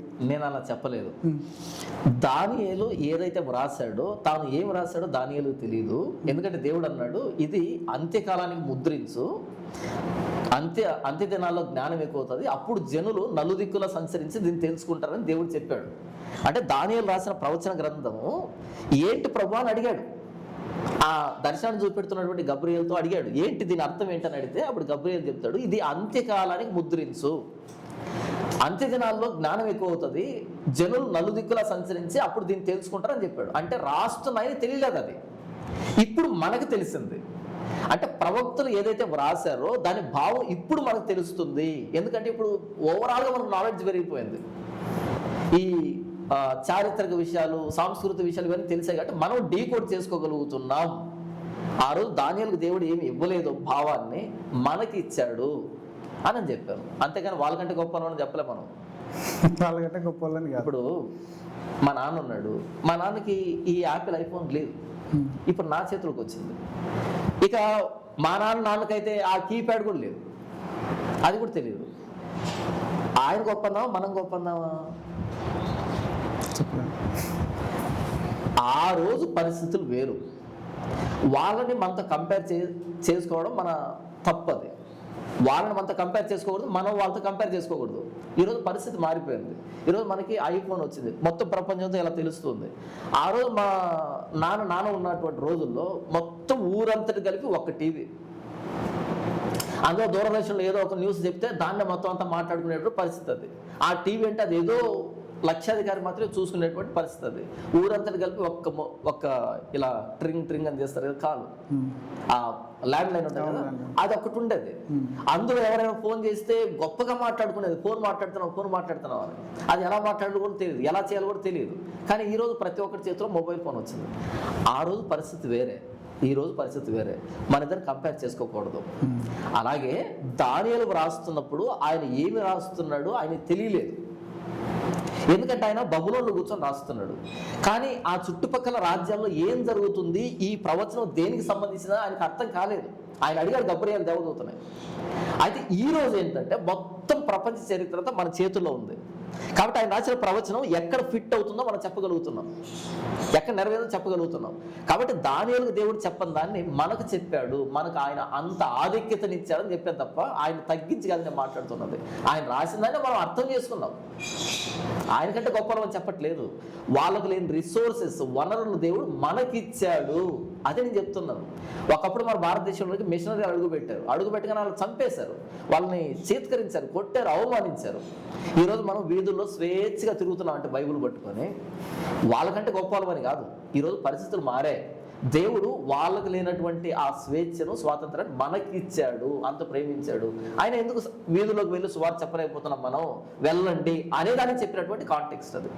అంతే తప్ప వాళ్ళకంటే నేను గొప్పవాడిని, మనం గొప్పవాళ్ళం అని చెప్పేదానికి కాదు. సరికపోతే చాలామంది అంటే క్రిస్టియన్స్ వ్యతిరేకులు పాస్టర్లు కన్వర్ట్ చేస్తున్నారు, దాన్ని ఏమంటారు రైస్ బ్యాగ్ కోసం మతం మారుస్తున్నారు అన్నారు కదా, మీరు మార్చారా? అందులో నిజం ఉంది, నిజం ఉంది. ఎందుకంటే ఈ మెయిన్ స్ట్రీమ్ చర్చెస్ ఉన్నాయి కదా, మెయిన్ స్ట్రీమ్ చర్చెస్ ఉన్నాయి. ఇప్పుడు నేనేంటో ఒక చిన్న చర్చ్ కట్టుకొని అందులో పాస్టర్ నేను ఇండిపెండెంట్గా చేస్తున్నటువంటి సేవ ఇది. అలా కాకుండా మెయిన్ స్ట్రీమ్ చర్చెస్ ఉన్నాయి చూసా, మెయిన్ స్ట్రీమ్ చర్చెస్లో చాలా మట్టుకు కన్వర్షన్స్ జరుగుతాయి. అది అబద్ధమేం కాదు. వాళ్ళకు బయట నుంచి ఫండింగ్ వస్తుంది, ఫారిన్ ఫండ్ వస్తుంది. ఆ ఫండ్ వచ్చినప్పుడు వాళ్ళు వచ్చిన డబ్బుకి లెక్క చూపించాలి. ఇంతమంది సువార్త చెప్తున్నాం, ఇంతమందిని మారుస్తున్నాం, ఇంతమంది చదువు చెప్పిస్తున్నాం అని లెక్క చెప్పాలి వాళ్ళు. అందులో భాగంగా వాళ్ళు కొంతమందిని పిలిపించుకొని అక్కడి నుంచి ఒక ఆయన వస్తాడు ఫారిన్ నుంచి దాన్ని ఇన్స్పెక్షన్ చేయడానికి. ఆ వ్యక్తి సమక్షంలో కొంతమందికి బాప్తీసం ఇస్తే కానీ ఆ వ్యక్తి నమ్మడు. అలా ఆ వ్యక్తి ఒక 50 మందికి బాప్తీసాలు ఇవ్వడం, ఈయన ఫోటోలు తీసుకోవడం, అవును నిజమే మనం పంపిస్తున్న డబ్బుకి అక్కడ న్యాయం జరుగుతుంది. లేదా వాళ్ళు వస్తున్నారని తెలిసినప్పుడు ఒక 50 మంది పిల్లల్ని తీసుకొచ్చి అక్కడ పెట్టడం, వాళ్ళకు బలపాలు ఇవ్వడం, వాళ్ళకు బట్టలు ఇవ్వడం, ఎందుకంటే పిల్లల్ని ఇలా దత్తత తీసుకుంటున్నారని. అలా వాళ్ళు వెళ్ళిపోయిన తర్వాత మొత్తం అంతా వీళ్ళ జేబులో వేసుకోవడం, వీళ్ళకి పావులలో 10 రూపాయలు చేతులు పెట్టడం, ఇలా జరుగుతుంది. రియాలిటీ అది. మీరేం చేయలేదా మతం మార్పు? నేనేం చెప్పాను అంటే ఫారిన్ ఫండ్, సరే మీకు ఫారిన్ అమౌంట్ రాకపోయినా మత మార్పిళ్ళు మీరేం చేయట్లేదా? ఇటు రాండి అని చెప్పటం. ఫస్ట్ ఆఫ్ ఆల్ మత మార్పిడి అనేది ఒక భూత. ఎవడు మతాన్ని మార్చలేడు, ఎవడు మతాన్ని స్వీకరించలేడు. నేను మిమ్మల్ని మతం మార్చలేను, అది మీ వ్యక్తిగతం. అది నేను ఎంత చెప్తే సరే, నేను చెప్పేదాన్ని బట్టి మీరు కనుక మతం మారేటట్టుగా ఉంటే మొదట నా సొంత ఊరిని మార్చుకొని ఇక్కడ దాకా వచ్చిండేవాడిని. లేదా నా బంధువులు, నా స్నేహితులు వాళ్ళు మార్చి ఇటు వచ్చిండేవాడు. నా బెస్ట్ ఫ్రెండ్ ఉన్నాడు, వాడు ఇప్పటికీ హిందువే. నేను స్వార్థ చెప్తే వింటాడు, వాడిని ఖండించడు, కానీ వాడికి వేసుకో నమ్ముకోలే. కాబట్టి నేను చెప్పేదాన్ని బట్టి ఇంకో వ్యక్తి మతం మారుతారు అంటే కనుక ఫస్ట్ నా ఊరంతా క్రిస్టియన్స్గా మార్చి ఇక్కడికి వచ్చుండేవాడిని. అలా మారరు. వాడికి ఈయనలో సత్యం ఉందన్నప్పుడే వస్తాడు. అలా ఎవరు రైస్ బ్యాగుల కోసం, డబ్బు కోసం మారరు. అయితే ఫోటో కోసం వచ్చి ఫోజ్ ఇచ్చి అది తీసుకొని వెళ్ళిపోయి మరలా ఇంకొకసారి మళ్ళీ వచ్చి ఫోటో దిగుతారు తప్ప మతం ఎవరు మారరు, ఎవరిని మార్చలేము. వాడికి కలగాలి, వాడు రావాలి, అంతే. నేను ఇంకొకరిని మతం మార్చాల్సిన అవసరం నాకు లేదు. ఎందుకు మార్చాలి? ఉదాహరణ కుమారుని మిమ్మల్ని యేసు ప్రభువుని నమ్మమని చెప్పాను అనుకోండి, మీరు మారారు అనుకోండి, నాకేంటి వచ్చిన ఉపయోగం? అంటే దశంభాగం. నేను ఎప్పుడు దశంభాగం గురించి మాట్లాడలేదు, దశంభాగం ఇవ్వడం చెప్పలేదు. దశంభాగానికి ఆపోజిట్ నేను, వ్యతిరేకం నేను. దశంభాగం అనేది పాత నిబంధన పదం. మీరు దశంభాగం నుంచి ప్రసంగం చేయకండి, దశంభాగం ఇవ్వకండి, మీ ప్రేరేపణ కానుక అనేది నేను చేసినంత ఉద్యోగం ఇంకెవడు చేయలేదు. ఇప్పుడు నాకు ఎవడు ఇస్తారు దశంభాగం? కాబట్టి ప్రభువు నన్ను రక్షించాడు, దాన్ని నేను అనుభవిస్తున్నాను, ఇందులో సత్యాన్ని నేను తెలుసుకున్నాను, నేను తెలుసుకున్న సత్యాన్ని మీకు ప్రకటిస్తున్నాను. మీకు ఇది నమ్మశక్యంగా ఉంటే మారండి, ఆయనతో సంబంధాన్ని ఏర్పాటు చేసుకోండి, లేకపోతే మీ జీవితాన్ని మీరు బ్రతకండి. నేనైతే యేసుప్రభువుని నమ్ముకున్నాను, నేనైతే ఆయన అనుభవిస్తున్నాను. మీరంతా రావాలన్నది నా ప్రార్థన, నా ప్రయాస. కానీ మీరు మారితే నాకు వచ్చిన ఉపయోగం లేదు, మారకపోతే వచ్చిన నష్టం కూడా లేదు. కాబట్టి ఎవరినో మత మార్పిడి చేయాల్సిన అవసరం నాకు లేదు. సత్యాన్ని ప్రకటిస్తున్నాను, వాళ్ళకు నమ్మితే వాళ్ళకి ఇష్టం ఉంటే నమ్ముతారు, లేకపోతే వదిలిపెట్టేస్తారు అంతే. బలవంతంగా అయితే మార్చరు మొత్తానికి. వాళ్ళు మారతామన్నా సరే నేనే చెప్తాను, వాళ్ళు మారతామన్నా సరే బలవంతంగా నేనే చెప్తాను. ఒరే క్రైస్తవం అంటే మీరు ఏదో అనుకుంటున్నారు, కాదు, క్రైస్తవం అంటే ఇదని స్పష్టంగా చెప్తాను నేను. ఈ మాటలకే కదా మీకు వ్యతిరేకత వచ్చేది. మరి బైబిల్ అదే కదా చెప్పింది. యేసుప్రభువు అంటాడు, ఎవడైనా ఒక గోపురాన్ని కట్టాలనుకున్నప్పుడు మొదట కూర్చుండి తగులుబడి లెక్క చూసుకున్నాడా, లేదా ప్రారంభించి మధ్యలో ఆపేస్తే అవమానం పాలవుతాడు కదా. ఒక రాజు ఇంకో రాజ్యం మీదకి వెళ్తూ ఉన్నప్పుడు తన దగ్గర ఉన్న సైన్యం ఎంతో అవతల సైన్యం ఎంతో చూసుకుంటాడు కదా అని యేసుప్రభువు చెప్తాడు. కాబట్టి నన్ను వెంబడించాలనుకున్న మీరు మొదట కూర్చొని ఆలోచించండి, నన్ను వెంబడించగలరో లేదో అని క్రీస్తే చెప్తాడు లూకాసు 14లో. నేనేంటి కొత్తగా చెప్పేది ఇక్కడ? కాబట్టి యేసుప్రభువు అంటే ఏదో అనుకొని వచ్చి మరలా మీరు వెనక్కి వెళ్ళి లేకపోతే ఇక్కడ తమాషాలు చేస్తుంటే అదంతా క్రీస్తు మీద పడకుండా నేనే స్పష్టంగా చెప్తాను, క్రీస్తును వెంబడించడం అంటే మీరు అనుకున్నంత సులభం కాదు. నాకు చాలా బాప్తిసం వీడియోలు ఉంటాయి, బాప్తిసం ఇచ్చిన వీడియోలు ఉంటాయి. ఆ బాప్తిసం తట్లో నేను ఏం చెప్పుంటాను ఒకసారి మీరు చూడండి. స్పష్టంగా చెప్పాను, ఇక మీదట మీరు వెనక్కి వెళ్ళేదానికి వీలు లేదు, ప్రతి దానికి మీరు కట్టుబడి ఉండాలి. అలాగైతేనే మీరు బాప్తిసం తీసుకోండి. ఎవరు ప్రలోభంతోనో బలవంతుతో మీరు తీసుకుంటున్నారా అని అడిగే బాప్తిసం ఇస్తాను నేను. ఎందుకంటే నేను బాప్తిసం ఇవ్వడానికి పంపబడలేదు, అందరిని మార్చడానికి పంపబడలేదు. క్రీస్తుని గురించి నాకు ఏమర్థమైందో దాన్ని స్పష్టంగా చెప్పడానికే పంపబడ్డాను అంతే. అవతల వ్యక్తి సమ్మతించి వస్తే బాప్తిసం ఇస్తాను, లేకపోతే పాయింట్, మీ జీవితం మీదే. సరే, మీరు చెప్తున్న దాని ప్రకారం మిగతా వాళ్ళతో పోలిస్తే మీరు బెటరే. కాకుంటే ఒక చిన్న క్లారిటీ ఏంటంటే, మీరు క్రిస్టియనా? నేను క్రిస్టియన్ పక్క. అంటే సర్టిఫికేట్స్లో అందరూ అడుగుతున్నారు కదా, ఇది నా క్వశ్చన్ కాదు. సర్టిఫికేట్స్లో సర్టిఫికేట్ పరంగా క్రిస్టియన్, పిసిసి క్రిస్టియన్. ఇప్పుడు కాదు, దాదాపు 8 సంవత్సరాలు అవుతుంది నేను సర్టిఫికేట్ మార్చేసాను. మీరు అంటే ఇందాక అన్నారు కదా మా ఖమ్మంలో జరిగిన విషయం గురించి, మీరు మీటింగ్స్కి వెళ్తే అమౌంట్ తీసుకుంటారా? నేను మీటింగ్కి వెళ్తే నన్ను మీటింగ్కి ఇన్వైట్ చేసిన వాళ్ళే నాకు రూమ్ తీస్తారు, నాకు భోజనం పెడతారు.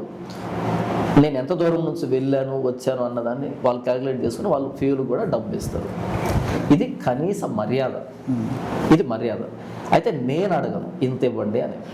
కొన్ని సందర్భాల్లో వాళ్ళు అంటారు, అన్న మీరు ఎంత దూరం నుంచి వస్తున్నారు కదా, మీకు ఎంత అవుతుంది అని అడుగుతారు. ఎందుకంటే కొంతమంది తెలియదు, వెహికల్లో వెళ్తే ఎంత ఖర్చు అవుతుందో తెలియదు వాళ్ళకి. కొంతమందికి అన్న ఎంత అంటే చెప్తాను, నేను ఇన్ని కిలోమీటర్లు వస్తున్నాను, అప్ అండ్ డౌన్ ఎంత అవుతుంది, ఫ్యూల్కి ఎంత అవుతుంది చెప్తాను. ఎందుకంటే నేను చెప్పాలి, నా బాధ్యత అది. కానీ నేను ఇంత ఇస్తేనే వస్తానని ఎప్పుడు డిమాండ్ చేయలేదు. వాళ్ళు అడిగితే ఎంత అవుతుందని అడిగితే చెబుతాను కూడా. వాళ్ళు ఇస్తే తీసుకుంటాను. కానీ మీటింగ్ పిలిచిన ఎవరైనా సరే ఖచ్చితంగా ఇస్తారు, ఎందుకంటే అది ధర్మం. అది మా ఇంటికి వచ్చారనుకో మీరు, ఖచ్చితంగా మీకు భోజనం పెడతాను, నేను మీకు షెల్టర్ ఇవ్వాలి కదా. నేను ఒక ఫంక్షన్ పిలిపించి మిమ్మల్ని వాడుకుంటున్నానంటే డెఫినెట్గా దానికి సంబంధించి భరిస్తాను కదా. కాబట్టి ఇది ప్రత్యేకంగా మాట్లాడుకునేది, మనం కొత్తగా ఇక్కడ కనిపెట్టేది ఏదో ఒక ఏమైనా రహస్యం దాగి ఉంది ఇందులో వెలికి తీద్దాం ఏమి లేదు ఇక్కడ. ఎవ్వరు ఏ పాస్ని ఇన్వైట్ చేసినా సరే ఆ పాస్కి టీఏడిఏ మొత్తం అంతా వాళ్ళు చూసుకుంటారు, ఇస్తారు. ఒకవేళ వాళ్ళు కనుక ఎక్కువ తక్కువలు ఇచ్చినప్పుడు పాస్టర్ గారు అడగడం కూడా తప్పు కాదు. అమ్మ నేను దూరం నుంచి వచ్చాను, నాకు కొంచెం ఇవ్వండి అని అడగడం కూడా తప్పు కాదు. కానీ ఇది తప్పు కాదు, ఎందుకంటే ఆ వ్యక్తికి సంబంధించి. కానీ నేను ఎక్కడ క్వశ్చన్ చేస్తాను అంటే, వాళ్ళు పిలవగానే నాకు పలానా హోటల్లోనే తీయాలి, నాకు ఇంత ఇవ్వాలి, నాకు అది చేయాలి, నాకు ఇచ్చే డిమాండ్ చేస్తావు చూసావు, అది నేను తప్పు పడతాను. ఈ అంటే వాక్యం పేరు చెప్పుకొని చాలా మంది బెదిరించే వాక్యం చెప్తారు కదా, అంటే ఇంత దశంభాగం ఇస్తేనే మీ పనులు అవుతాయి, దశంభాగం వాళ్ళకి మీరేమన్నా చెప్తారా?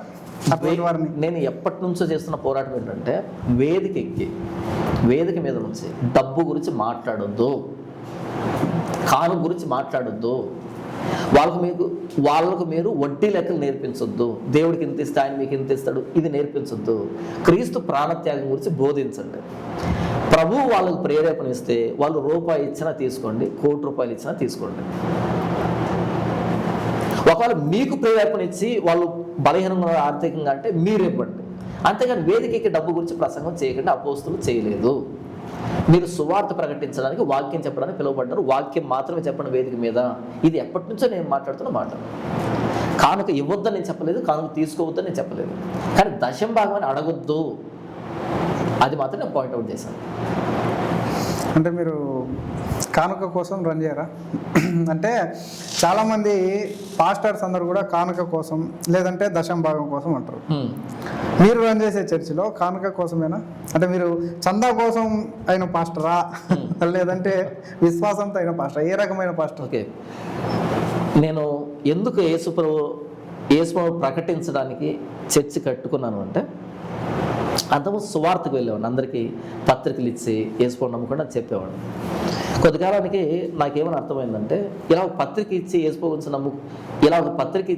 నమ్ముకోండి అని చెప్తే సంపూర్ణంగా లేదు ఇది. ఆ వ్యక్తి పత్రిక ఇచ్చి 2 మాటలు చెప్పి, ఇంకా మీరు క్రీస్తు గురించి తెలుసుకోవాలంటే పలానా దగ్గరికి రండి అని పిలవాలి అనే అడ్రస్ కోసం చర్చి కట్టారు. ఇంకోసారి చెప్పను, సమాజంలోకి వెళ్ళి పత్రికలు పంచేవాడిని. ఏం చెప్పేవాడిని అంటే, ఇంకా మీరు తెలుసుకోవాలంటే మీ దగ్గరలో ఉన్న చర్చికి వెళ్ళండి అని చెప్పేవాడు.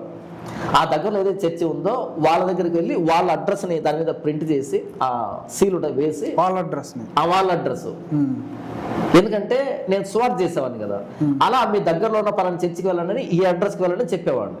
కొద్ది కాలానికి అనుమానం వచ్చింది, నేను సువార్త చేస్తున్నాను, మీ దగ్గరలో ఉన్న చర్చికి వెళ్ళండి అంటే ఆ దగ్గరలో ఉండేది RCM చర్చ్ అయితే, ఆ దగ్గరలో ఉండేది ఏ పెంతెకోస్తు హోసన్లో బైబిల్ మిషన్ అయితే, ఆ దగ్గరలో ఉండేది ఏ బ్రెన్హామో లేకపోతే యెహోవా సాక్షుల్లో లేకపోతే ఇంకోటి అయితే, అప్పుడు నేను పెనం మీద నుంచి పొయ్యిలో వేసినట్టే కదా.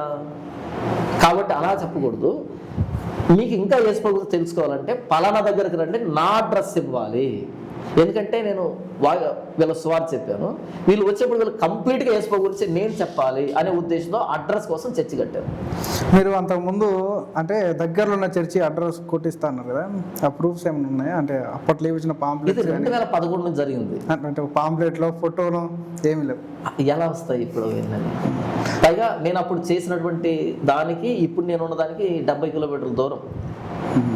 అలా ఏంటంటే ఒక్కడొచ్చినా ఇద్దరు వచ్చినా సంపూర్ణంగా క్రీస్తు గురించి చెప్పాలి, బైబిల్ గురించి చెప్పాలనే ఉద్దేశంతో చర్చి కట్టుకున్నాం. ఎంతమంది వస్తారా? ప్రస్తుతానికి ఇప్పుడు మొత్తం అందరు కలిపితే 70 మంది ఉంటారు. కాకపోతే ఎవ్రీడే చర్చ్ అటెండెన్స్ 35. అంటే 35 వారం వస్తే 35 నెక్స్ట్ వారం వస్తారు. ఎందుకంటే పల్లెటూర్లు కదా, ఇంట్లో ఇద్దరు ఉంటే ఒకరు పనికి వెళ్తారు, ఒకరు వస్తారు. నెక్స్ట్ వీక్ వీళ్ళు వస్తారు, వాళ్ళు పనికి వెళ్తారు. ఇలా ఉంటుంది, నాది పల్లెటూరు కాబట్టి. అంటే ప్రతి వారం ఎక్కడున్నా కూడా సండే వెళ్తారు? ఎక్కడున్నా సరే ఆదివారం చర్చిలో నిలబడతారు. అంటే ఏమనుకోవద్దు, సంవత్సరానికి ఎంత సంపాదిస్తారు చర్చి నుంచి? అసలు ఆ కానుక పెట్టి నేను ఎంచను కూడా చూడండి కూడా పట్టించుకోను. అదేంటి? ఎందుకంటే 30 మంది అనుకోండి, 30 మందిలో ముసలోళ్ళు ఒక 20 మంది ఉంటారు. ముసలోళ్ళు 20 మంది అంటారు. వాళ్ళు పని చేసింది లేదు, వాళ్ళకి ఆదాయం వచ్చింది లేదు.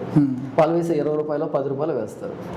మిగతా వ్యక్తులు 50-20 రూపాయలు వేసినా సరే మొత్తానికి ఆదివారం నా కానుక పెట్టే ఆదాయం 850 నుంచి 900. అబ్బబ్బా అంటే ₹1000. అంటే చాలామంది వచ్చారంటే ₹1000. దాన్ని పొరపాటున చూడను, పట్టించుకోను. మీరు ఇది కాకుండా ఇంకేమైనా పని చేస్తారా? నేను ఏం పని చేయను, ఇదే పని చేస్తాను. అంటే ఒకళ్ళకి జాలి అనిపిస్తే అమౌంట్ ఇచ్చేంత పని చేయకుండా అమౌంట్లు వస్తున్నాయి కదా. ఇది నేను ఎప్పుడు చెప్తున్నాను, ఇది ఎప్పుడు చెప్పాను నేను ఇదంతా? నేను 2016లో చర్చి పెట్టాను కదా, వస్తాను అక్కడికి వస్తాను. 2016 నుంచి చర్చి పెట్టి ఇలా నడిపించాను కదా. 2016 నుంచి 2019 వరకు నేను టీచర్గా పనిచేసేవాడిని. స్కూల్లో టీచర్గా పనిచేసేవాడిని. సోమవారం నుంచి శనివారం వరకు టీచర్గా పనిచేస్తూ ఆదివారం చర్చిలో ఉంటూ ఇలా నాకు వచ్చిన శాలరీ తీసుకొచ్చి చర్చిలో పెట్టేవాళ్ళు. భోజనాలకి, వాళ్ళకి వారానికి 2 సార్లు గుడ్డు కానీ, భోజనాలు కూడా పెట్టిస్తారా? ఖచ్చితంగా భోజనాలు, ఖచ్చితంగా సొంత డబ్బులతో, నా డబ్బుతో, నా రూపాయితో, నేను సంపాదించిన దాంతో. మీరు చెప్పిన దాని ప్రకారం ఆ చందా భోజనాలకి అయితే ఇంకా నెలకు భోజనాలు కూడా రావు. ఆ చందా భోజనాలు కూడా రాదు.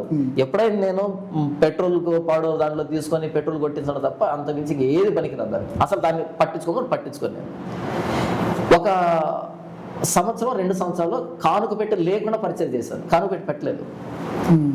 తర్వాత అందరూ బ్రతిమలాడారు, పెట్టు పెట్టు పెట్టు అంటే వాళ్ళ కోసం కానుక పెట్టి పెట్టారు. అంటే ఆరాధనలో 5 భాగాలు అంటారు కదా, ప్రారంభ ప్రార్థన, పాటలు, వాక్యం, అందులో చందా కూడా ఒకటి కదా.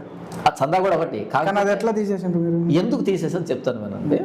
వీళ్ళు పల్లెటూరు నుంచి వస్తారు కదా, వీళ్ళు వచ్చి ఇక కానుక వేద్దాం అనే టైంలో వచ్చి ఒకరొకరిని డబ్బులు అడుగుకుంటున్నారు. 50 రూపాయలు ఇచ్చి నాకు 2 20 రూపాయలు ఇచ్చి, ఒక 10 రూపాయలు అని, ఇంకొకరిని 100 రూపాయలు ఇచ్చేసి నాకు 2 50 రూపాయలు అని, ఇలా డబ్బులు అడుగుతున్నారు. అంటే ఎంత అక్కడ కానుక వేయాలనే దానికి వీళ్ళకి 100 రూపాయలు వేయడానికి ఇష్టం లేదు, 50 రూపాయలు వేయడానికి ఇష్టం. దాన్ని మళ్ళీ పగలగొట్టి 20 రూపాయలు 10 రూపాయలు వేస్తున్నారు కదా. ఇలా చూసిన తర్వాత వాళ్ళు వచ్చి నన్ను అడగడమో లేకపోతే ఇంకొకరిని అడగడమో ఈ టైప్ అడుగుతుంటే నాకు అనిపించింది, వాళ్ళు ఇచ్చేటువంటి 10 రూపాయలు 20 రూపాయలతో ఇది నడుస్తుందనే ఫీలింగ్లో వాళ్ళు ఉన్నారు. కాదు, మీరు ఏమి ఇవ్వకుండానే ఫ్రీగా వచ్చి భోజనం చేసి వాక్యం వెళ్ళండి అనేది రోషానికి పెట్టాను నేను. రోషానికి కానుక పెట్టి తీసేశాను. కానుక వద్దని కాదు, వాళ్ళకి ఆ ఇంపార్టెన్స్ తెలియలేదు. మేము వాక్యం వింటున్నాము, పరిచర్య ముందుకు వెళ్ళాలంటే, సేవకుడు పోషించబడాలంటే ఇది మా బాధ్యత అని కాకుండా, వచ్చాం కదా ఇవ్వకుండా తింటే బాగోదు కదా అనేటట్టు 50 రూపాయలు పగలగొట్టి 10 రూపాయలు ఇస్తున్నారు. అది ఇంటి దగ్గర వాళ్ళు కనుక మార్చుకొని ఆ 10 రూపాయలు వచ్చి వేస్తుంటే గౌరవంగా అనిపించదు నాకు. ఇక్కడికి వచ్చి ఒకరొకరు అడుగుతూ ఉంటే నాకు ఇన్సల్టింగ్ అనిపించింది. మీరు ఇచ్చేదాన్ని బట్టి ఇక్కడ జరగట్లేదు అనేదానికి రోషంగానే తీసి పక్కన పెట్టేశాను. నాకు తెలిసి 1.5 సంవత్సరాలు రియలైజ్ అయ్యారు వాళ్ళు. లేదన్నా మీరు అసలు కానుక అనేది లేదు, కానుకే లేదు, కానుక పెట్టలేదు అసలు. ఎందుకంటే వాళ్ళు ఇచ్చేదాంతో పెడుతున్నా అనుకుంటున్నారు. ఎందుకంటే మీరు 10 రూపాయలు ఇస్తారనుకో, నేనైతే 10 ఇస్తాను కానీ ఆ పక్కన ఆయన వేసాడేమో అనుకుంటారు కదా, ఆ భ్రమలో ఉంటారు. ఒక 30 మంది ఉన్నారు కుమార్, ఈ వ్యక్తి 10 రూపాయలు వేసాడు, నేను 10 రూపాయలు వేసాను స్తోమత లేక, పక్క వ్యక్తులు వేస్తున్నారు దాంతో పెడుతున్నాడు ఈయన అనుకుంటారు కదా. అందుకని ఎవరితో కాదు ఇది, నాకు నేను కష్టపడుతున్నాను, ఇది నా పరిచర్య, నేను ప్రభు కోసం చేస్తున్న పరిచర్యని వాళ్ళకు ప్రూవ్ చేయడానికి 1.5 సంవత్సరం పక్కన పెట్టేశాను. ఆ తర్వాత వీళ్ళంతా మాట్లాడుకొని లేదు మాకు డబ్బు ఇవ్వాలని ఉంది, మీరు అలా తీసేస్తే మాకేదో ఇన్సల్టింగ్గా ఉంది అని ఒక ఆయన వచ్చి బలవంతం చేస్తే అప్పుడు అందరూ ఆమోదం తీసుకొని మరలా కానుక పెట్టి పెట్టారు. ఇప్పటికీ అదే పరిస్థితి. దాన్ని నేను తగలేదు. ఎప్పుడైనా నాకు పెట్రోల్ కావాలన్నా, ఏ బండికి సంబంధించి, లేకపోతే బస్సు ఛార్జీలకో, ఈ చిల్లర ఉంటుంది చూసా, ఈ కరెంటు బిల్లు వచ్చినప్పుడు అలాంటి వాటికి వాడుతాను తప్ప నాకు ఆ కానుపెట్టులోంచి ఆదాయం ఇప్పటి వరకు నేను తీసుకుని నాకు ఇంత డబ్బు వచ్చిందన్న దాఖలాలే లేవు, ఉండవు కూడా. ఎందుకంటే అది పల్లెటూరు వాళ్ళకి తెలియదు. నేను కష్టపడ్డాను, నా వైఫ్ కష్టపడింది, మేము కష్టపడిన డబ్బు తీసుకొచ్చి ఇక్కడ పెట్టాం. పరిచయం అంటే మాకు తీసుకునేది కాదు, ఇచ్చేది. ఇప్పటికి కూడా అంతేనా? ఇప్పటికి కూడా అంతే. అయితే 2019 నుంచి ఎప్పుడైతే నేను సోషల్ మీడియాలోకి వచ్చానో, అది సోషల్ మీడియాలో వెళ్ళిపోయిందో, నా ప్రస్తావన వెళ్ళిపోయిందో, ఇప్పుడు ఎవరైనా కాల్ చేసి అన్న మేము మీకు సహకరించాలనుకుంటున్నాం, మీ అకౌంట్ నెంబర్ పెట్టండి అంటే వాళ్ళకి అకౌంట్ నెంబర్ పెట్టడం, లేకపోతే మీకు ఫోన్పే గూగుల్ పే పెట్టండి అంటే వాళ్ళకి పెట్టడం, అలా నాకు బయట నుంచి కానుక రావడం జరిగింది. వీడియోస్ లో కూడా ఇప్పుడు క్యూఆర్ పెట్టలేదు. నా ఫోన్ నంబర్ ఉంది, నాకు ఫోన్ చేస్తారు, అన్న మేము కానుక ఇవ్వాలనుకుంటున్నాం, ఓకే నంబర్ చెప్తాను, దానికి కానుకేస్తారు. అలా వచ్చినటువంటి ఆ డబ్బు ఏదైతే ఉందో ఇప్పుడు దాంతో ఇప్పుడు నేను ఇంత చేస్తున్నాను తప్ప నాకు లోకల్గా చర్చిలో వచ్చేది ఏం లేదు. 900, 850 అంతే. దాన్ని నేను గొప్పగా భావిస్తాను. ఎందుకంటే వాళ్ళు చర్చికి రావడం నాకు కావాలి తప్ప వాళ్ళ డబ్బులు నేను ఎప్పుడు ఆశించలేదు. గ్రేట్. ఇప్పటికీ నా చర్చిలో నెలకి ఖచ్చితంగా ఒక్కసారి చికెన్ ఉంటుంది, గుడ్డు ఉంటుంది, లేకపోతే ఇక స్వీట్ ఇంకోటి ఉత్తినే భోజనం పెట్టి పంపించడం నాకు నచ్చదు. నేను ఏమైతే తినాలనుకుంటాను ఇంట్లో అది చర్చిలో చేయాల్సిందే. నాకు చికెన్ తినాలనిపిస్తుంది ఆదివారం, అది చర్చిలో చేయాలి. నా కుటుంబం అది, మీ ఇంట్లోది అక్కడ ఉండాలి. అది నాకు ఇల్లు చర్చి వేరు కదబ్బా, రెండు ఒకటే. అంత ఇష్టం నాకు. ఇంకా మళ్ళీ చెప్తాను, ఇంట్లో ఏం చెప్తానంటే 10 మందికి ఎక్స్ట్రా వండాలి, 10 మందికి ఎక్స్ట్రా వండాలి. వెళ్ళే వాళ్ళు ఎవరైతే పేదవాళ్ళు ఎవరైతే ఉంటారో, ఇంక మరీ లేని వాళ్ళు పట్టుకుని వెళ్ళాలి ఐటమ్ని. అంతేగాని తక్కువ రాకూడదు. ఉమ్. మిగతా చర్చిలు భోజనం ఎలా చేస్తారు అంటే 2 ప్రసంగాలు ఉంటాయి కదా. మొదటి ప్రసంగం అయిపోగానే అప్పుడు వంట వాళ్ళు వెళ్ళి భోజనం వండడం స్టార్ట్ చేస్తారు. రెండో ప్రసంగం అయిపోయేటప్పుడు భోజనం ఉంటుంది కదా. మన చర్చిలో భోజనం ఎలా ఉంటుందంటే 8:30కి భోజనం అయిపోవాలి, వండేసేయాలి, భోజనం వంట అంతా అయిపోవాలి, అందరూ వచ్చి లోపల కూర్చోవాలి. మరి ఎంతమంది వస్తారు ఎంతమంది రారు ఎలా తెలుస్తుంది? మీరే అందాసుగా ఇంతమంది వస్తారు కదా, ఇంతమంది చేసి పడేసేయాలి అంతే. మిగిలిందని వాళ్ళు పెట్టి పంపించండి. ఇది నా రూలు నా చర్చిలో. నేను భోజనం పెట్టి వాళ్ళు భోజనం చేస్తూ ఉంటే నాకు ఎంత సంతోషంగా ఉంటుందో అంత సంతోషంగా ఉంటుంది. ఎప్పుడైనా ఐటమ్స్ చేస్తారు కదా, ఆ రోజు నేను భోజనం చేయను. మిగతా ఇంట్లో వాళ్ళు కానీ బంధువు వాళ్ళందరూ చెప్తాను, మీరు తినకండి, లాస్ట్ పర్సన్ తిని వెళ్ళేంత వరకు మీరు తినకండి, అటు తర్వాత మిగలుగా మనం తినాలంతే. ఇది రూల్. ఇప్పుడు మటన్ చికెన్ ఏదో ఐటమ్ చేస్తాం కదా, 10 మంది ఎక్స్ట్రా వస్తారు కదా, అలాంటప్పుడు మేము తినాం. ఆ ఐటమ్ అనేది అందరికి అందిన తర్వాత మిగిలితే మేము తింటాం. అంటే వాళ్ళు తినే దాంట్లో ఆనందాన్ని వెతుక్కోవడం, వాళ్ళు తిని ఆ తృప్తిగా పట్టుకుని వెళ్తూ ఉంటే అది మా కడుపు నిండుతుంది. 2016 నుంచి నేను చేసిన పరిచర్య అది. ₹1 వాళ్ళ దగ్గర నుంచి నేను ఆశించడం కాదు, నేను చేశాను. ఇది నా పరిచర్య. కాబట్టి నేను డబ్బు కోసం వచ్చిన సేవకుని కాదు, ప్రభువుని లేఖనాల ప్రకారం బోధించడానికి వచ్చి అందులో అవసరమైతే నాకు నేనుగా కరిగిపోవాలి, నాకు నేనుగా సాక్రిఫైస్ కావాలని వచ్చినటువంటి సేవకుడు. మీ సంఘం పేరేంటన్నా? Jesus Christ church. అంటే బైబుల్ ఆధారంగానే ఉందా అది? చర్చ్ పేరు బైబిల్లో ఉండాల్సిన అవసరం ఏంటి? యేసు ప్రభు సంఘం అనే దాని బైబిల్లో ఉండాల్సిన అవసరం ఏంటి? సరే, అయిపోయే ముందు నేను కొందరు పాస్టర్ల పేరు చెప్తా. అంటే అదే ఇప్పుడు అన్నారు కదా, గొర్రె చర్మం తగిలిసుకున్న వాళ్ళని, వాళ్ళు అటువంటి వాళ్ళేనా కాదా చెప్పండి. చెప్తాను. ఎక్కడ ఉన్నాయి? సతీష్ కుమార్, ఆయన పితామహుడు. దానికి ఆయన చూస్తే మిగతా వాళ్ళంతా ఆ దారిలో వస్తున్నారు. భక్తిని బిజినెస్ గా మార్చినటువంటి వ్యక్తి అజయ్ బాబు, గొర్రెచర్మ వేసిన తోడేలా. నెక్స్ట్ చెప్తాను. అజయ్ బాబు, ఈ అభినయ దర్శన్ ఇలాంటి వాళ్ళ కోవకు సంబంధించినట్టు కాదు. విజయ్ ప్రసాద్ రెడ్డి ఈ వ్యక్తి డిఫరెంట్ కేటగిరీ. వీళ్ళు కంప్లీట్గా అడుగు తినేదానికే వచ్చిన వ్యక్తులు. కానీ విజయ్ ప్రసాద్ రెడ్డిని నేను వ్యతిరేకిస్తాను, కానీ ఈ కోవకు అయితే సంబంధించినట్టు కాదు. నెక్స్ట్ రాజ్ ప్రకాష్ పాల్. రాజ్ ప్రకాష్ పాల్ అనే వ్యక్తి క్రిస్టియానిటీలో రాక్ స్టార్. ఆయన రాక్ స్టార్ అంతే. అంటే తనను తాను చూపించుకొని యూత్ అంతటిని ఒక భ్రష్టత్వం వైపు తీసుకుని వెళ్తున్నటువంటి వ్యక్తి. భ్రష్టత్వం వైపు అంటే లోకం వైపు తీసుకుని వెళ్తున్నాడు. వాక్యం తెలీదా? అసలు తెలియదు పాపం. వాక్యం అసలు తెలియదు. ఇప్పటి వరకు మీరు ఆ వ్యక్తి వాక్యం చెప్పింది మీరు చూసుంటారు. ఆ పాటలు, ఆ గంటలు, కేకలేయడాలు, పర్సనల్ ఫ్యామిలీ విషయాలు కూడా చెప్తుంటాడు. కూడా కాదు చెప్పేటివి అవి. ఫ్యామిలీ విషయాలు కూడా కాదు, మొత్తం చెప్పేదంతా. ఈయన ఎత్తుకుంటే వాళ్ళ వైఫ్ గురించి చెప్తాడు, వాళ్ళ వైఫ్ ఎత్తుకుంటే ఈయన గురించి చెప్తాడు, వాళ్ళ పిల్లల గురించి, వాళ్ళ కుటుంబం గురించి మాట్లాడుకోవడం తప్ప, వాళ్ళ కుటుంబాన్ని గొప్ప చేసుకోవడం తప్ప, క్రీస్తు గురించి మనం వాక్యం చెప్పాలనే విషయం తెలియనటువంటి అమాయకులు పాపం. ఇకపోతే ఏంటంటే ఆ వ్యక్తి అందానికో, లేకపోతే ఆ వ్యక్తి పాడుతున్న పాటలకో, ఆ లోక సంబంధమైనటువంటి అట్మాస్ఫియర్కో యూత్ అంతా అట్రాక్ట్ అవుతున్నారు. అలా భ్రష్టత్వం కొట్టుకొని పోతున్నారు తప్ప వాక్యం తెలియదు, క్రిస్టియానిటీ తెలియదు. సింపుల్గా ఏంటంటే ఒక రాక్ స్టార్ ఆయన. సరే, ఫైనల్గా ఒక క్వశ్చన్ అన్న, మీరు హిందూస్ అంటే క్రిస్టియానిటీని వ్యతిరేకించే వాళ్ళతో, రాధా మనోహర్ దాసు, లలిత్ కుమారు, కరుణాకర్ సుగుణ, వీళ్ళతో డిబేట్ చేసే అసలు ఉద్దేశం ఏంది? వాళ్ళతో అవసరం ఏంది అసలు? మన దాంట్లోనే మీరు అన్న దాని ప్రకారం మన దాంట్లోనే తోడేళ్ళు చాలా మంది ఉన్నారు. చాలా మంది అంటే 95% మంది ఉన్నారు మీరు చెప్పిన దాని ప్రకారం. మరి వాళ్ళతో వాదించాల్సిన అవసరం ఏంది? ఓకే, వాళ్ళతో ఎందుకు వాదించాలి అంటే, నేను వాళ్ళతో డిబేట్ చేసింది వాళ్ళ గ్రంథాల మీద కాదు, వాళ్ళతో డిబేట్ చేసింది బైబిల్ మీద డిబేట్ చేశాను. ఎందుకంటే వాళ్ళు వాళ్ళ గ్రంథాలని టీచ్ చేసుకుంటూ ఉన్నప్పుడు, బోధించుకుంటున్నప్పుడు నేను వాళ్ళ జోలికి వెళ్ళేవాడిని కాదు. కానీ వాళ్ళు బైబిల్ని పట్టుకొని బైబిల్లో తప్పులు ఉన్నాయంటూ, బైబిల్ సమాజానికి పనికిరాదంటూ, బైబిల్ వేలెత్తి చూపెడుతూ క్రైస్తవాన్ని గందరగోళం చేస్తూ ఉన్నప్పుడు వాళ్ళ వేదిక మీదకి వెళ్ళి వాళ్ళ ఎదురుగానే బైబిల్లో తప్పు లేదు అని ప్రూవ్ చేయడం ద్వారా క్రైస్తవులు తలెత్తుకుంటారు. ఇకపోతే వాళ్ళు కూడా సర్క్యులేషన్ ఉంది కదా, వాళ్ళ ఫాలోవర్స్ ఉన్నారు కదా, వాళ్ళు ఏమనుకుంటారంటే ఏకపక్షంగా వాళ్ళు మాట్లాడుతున్నప్పుడు వాళ్ళ ఫాలోవర్స్ ఏమనుకుంటారు అంటే, మా అన్నకి బైబిల్ చాలా తెలుసు, క్రైస్తవులకు బైబుల్ తెలియదు అనేటువంటి ఒక భ్రమలో వాళ్ళు ఉండిపోయారు. అక్కడికి వెళ్ళి ఆ వ్యక్తి దగ్గర కూర్చొని ఆ వ్యక్తికి బైబుల్ తెలియదు అని ప్రూవ్ చేయడం ద్వారా వీళ్ళను కూడా భ్రమలోంచి బయటికి తీసుకొచ్చిన వాడిని అయ్యాను.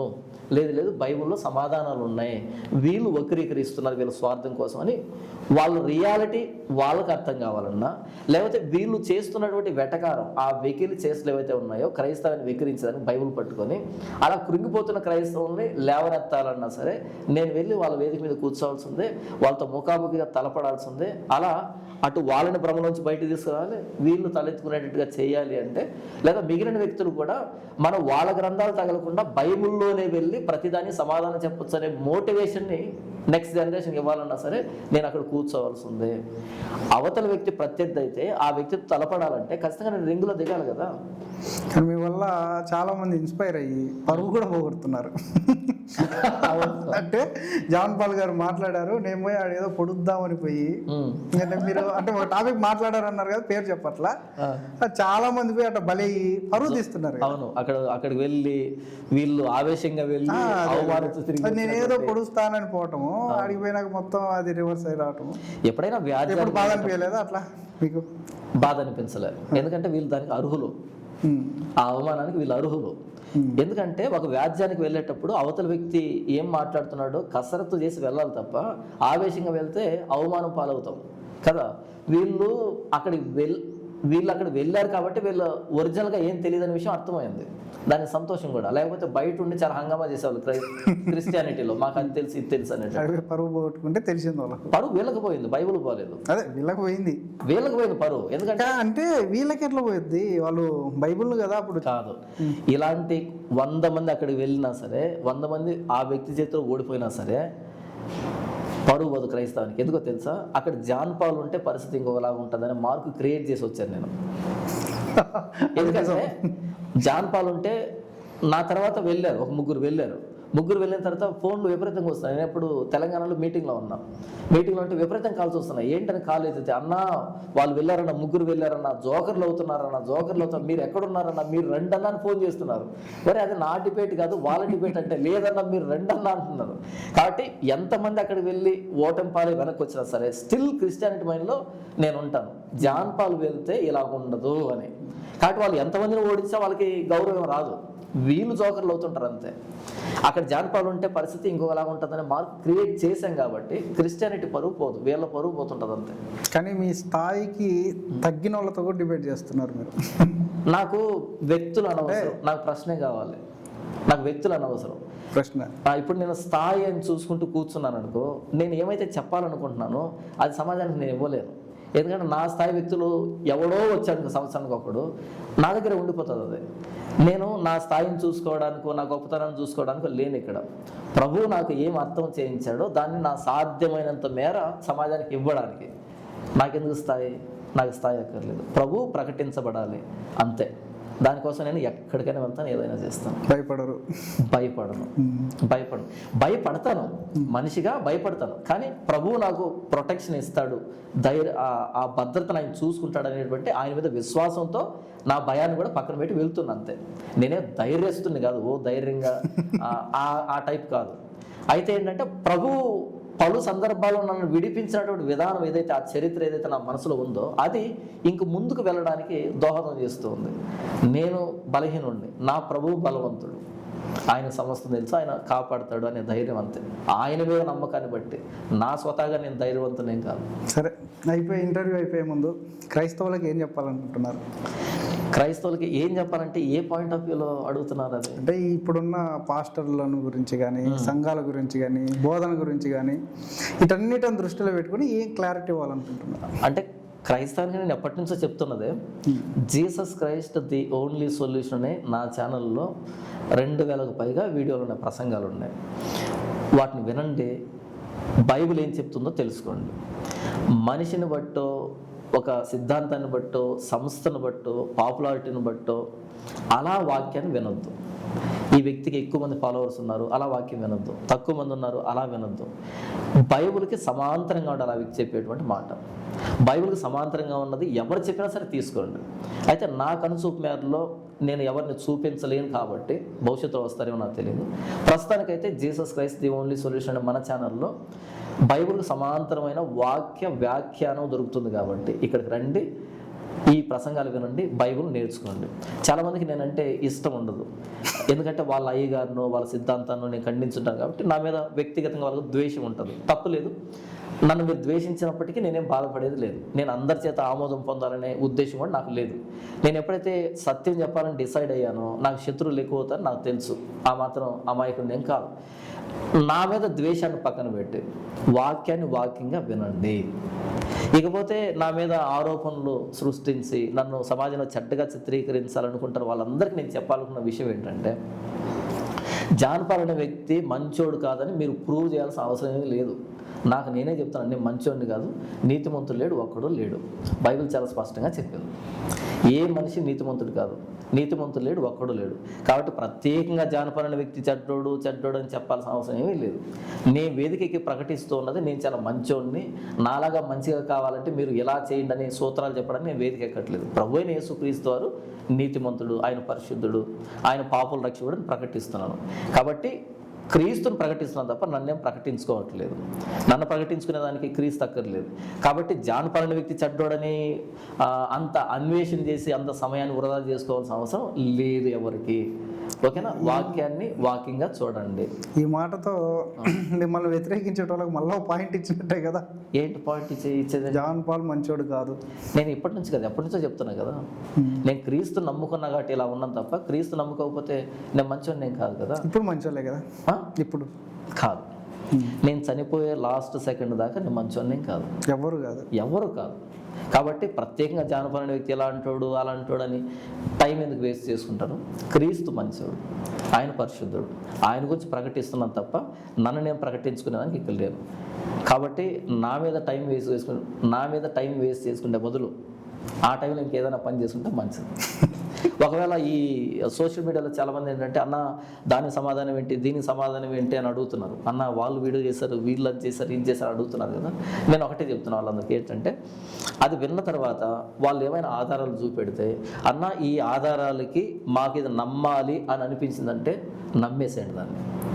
నన్ను అడగాల్సిన అక్కర్లేదు, మీరు నమ్మేసేయండి. లేదన్నా వాళ్ళు ఏం చూపించట్లేదు, గాల్లో మాట్లాడుతున్నారు, ఏదో కుట్రపూర్తిగా మాట్లాడుతున్నారు అని అనిపిస్తే నమ్మకండి. నమ్మాలనిపిస్తే నమ్మండి, లేకపోతే వదిలిపెట్టేసేయండి. నా మీద డిస్కషన్ పెట్టుకోవద్దు. మళ్ళీ నా దగ్గరకు వచ్చి అదేంటి ఇదేంటంటే నా పర్సనల్ విషయాలు పబ్లిక్లో చెప్పుకునేంత ఓపిక నాకు లేదు. ఎందుకంటే ప్రతి ఒక్కరికి ఒక పర్సనల్ స్పేస్ ఉంటుంది. అందులో అదేంటి ఇదేంటంటే అన్నీ మనం మాట్లాడుకునేంత ఉండదు. ఎంతవరకు మాట్లాడాలో అంతవరకు మాట్లాడతాం, అంతకు మించి మనం మాట్లాడుకోలేం కదా. కాబట్టి అదేంటన్నా ఇదేంటన్నా అంటే నేను చెప్పను. నమ్మాలనిపిస్తే నమ్మండి, లేకపోతే వదిలిపెట్టేసేయండి. నన్ను నమ్మితేనో నమ్మకపోతేనో, జాన్ పాల్ మంచోడైతేనో చెడ్డోడైతేనో క్రైస్తవానికి ఒరిగింది జరిగింది ఏమీ లేదు. కాబట్టి క్రీస్తును వెంబడించండి. క్రీస్తును ప్రకటించేటువంటి ఆ కృపావరం, ఆ తలాంత నాకు ఇవ్వబడింది. లేఖనాలని లేఖనంగా ఈ తరంలో బోధించేదానికి కావాల్సిన కృపావరాన్ని దేవుడు నాకు ఇచ్చాడు. అది నాకు అర్థమైంది, నేను బోధిస్తున్నాను. అది మీకు ఉపయోగపడితే తీసుకోండి, లేదు మాకు అక్కర్లేదంటే కనుక ఇంకెవరైనా బాగా చెప్తే వాళ్ళ దగ్గరికి వెళ్ళండి, నేర్చుకోండి. అంతేగాని నా దగ్గర టైం వేస్ట్ చేసుకునేంత పనులు పెట్టుకోవద్దు అన్నది నేను ఇస్తున్నటువంటి సందేశం. ఓకే, ఈ ఛానల్ ద్వారా మీరు క్లారిటీ ఇచ్చారని అనుకుంటున్నాం. నిజాలే చెప్పారు కదా మొత్తం. నేను చెప్పాల్సింది చెప్పాను, అదే చెప్పాల్సిన నిజాలు చెప్పారు కదా. ఒకవేళ నేను అబద్ధం చెప్పాను అనుకో, నేను నిజమే చెప్తున్నా అన్నా చెల్లదు. నేను నిజం చెప్పాను అనుకో, అబద్ధం అన్నా చెల్లదు. మీరు ఏం చెప్పినా మేము నమ్మాల్సిందే, వినాల్సిందే. ఓకే, అల్టిమేట్గా ఎవరి లైఫ్ వాళ్ళది. మీరు అడిగారు, నేను చెప్పాను. నమ్మితే నమ్మచ్చు, లేకపోతే లేదు. ఓకే, ఈ అవకాశం ఇచ్చిన థ్యాంక్ యూ అన్న. Thank you.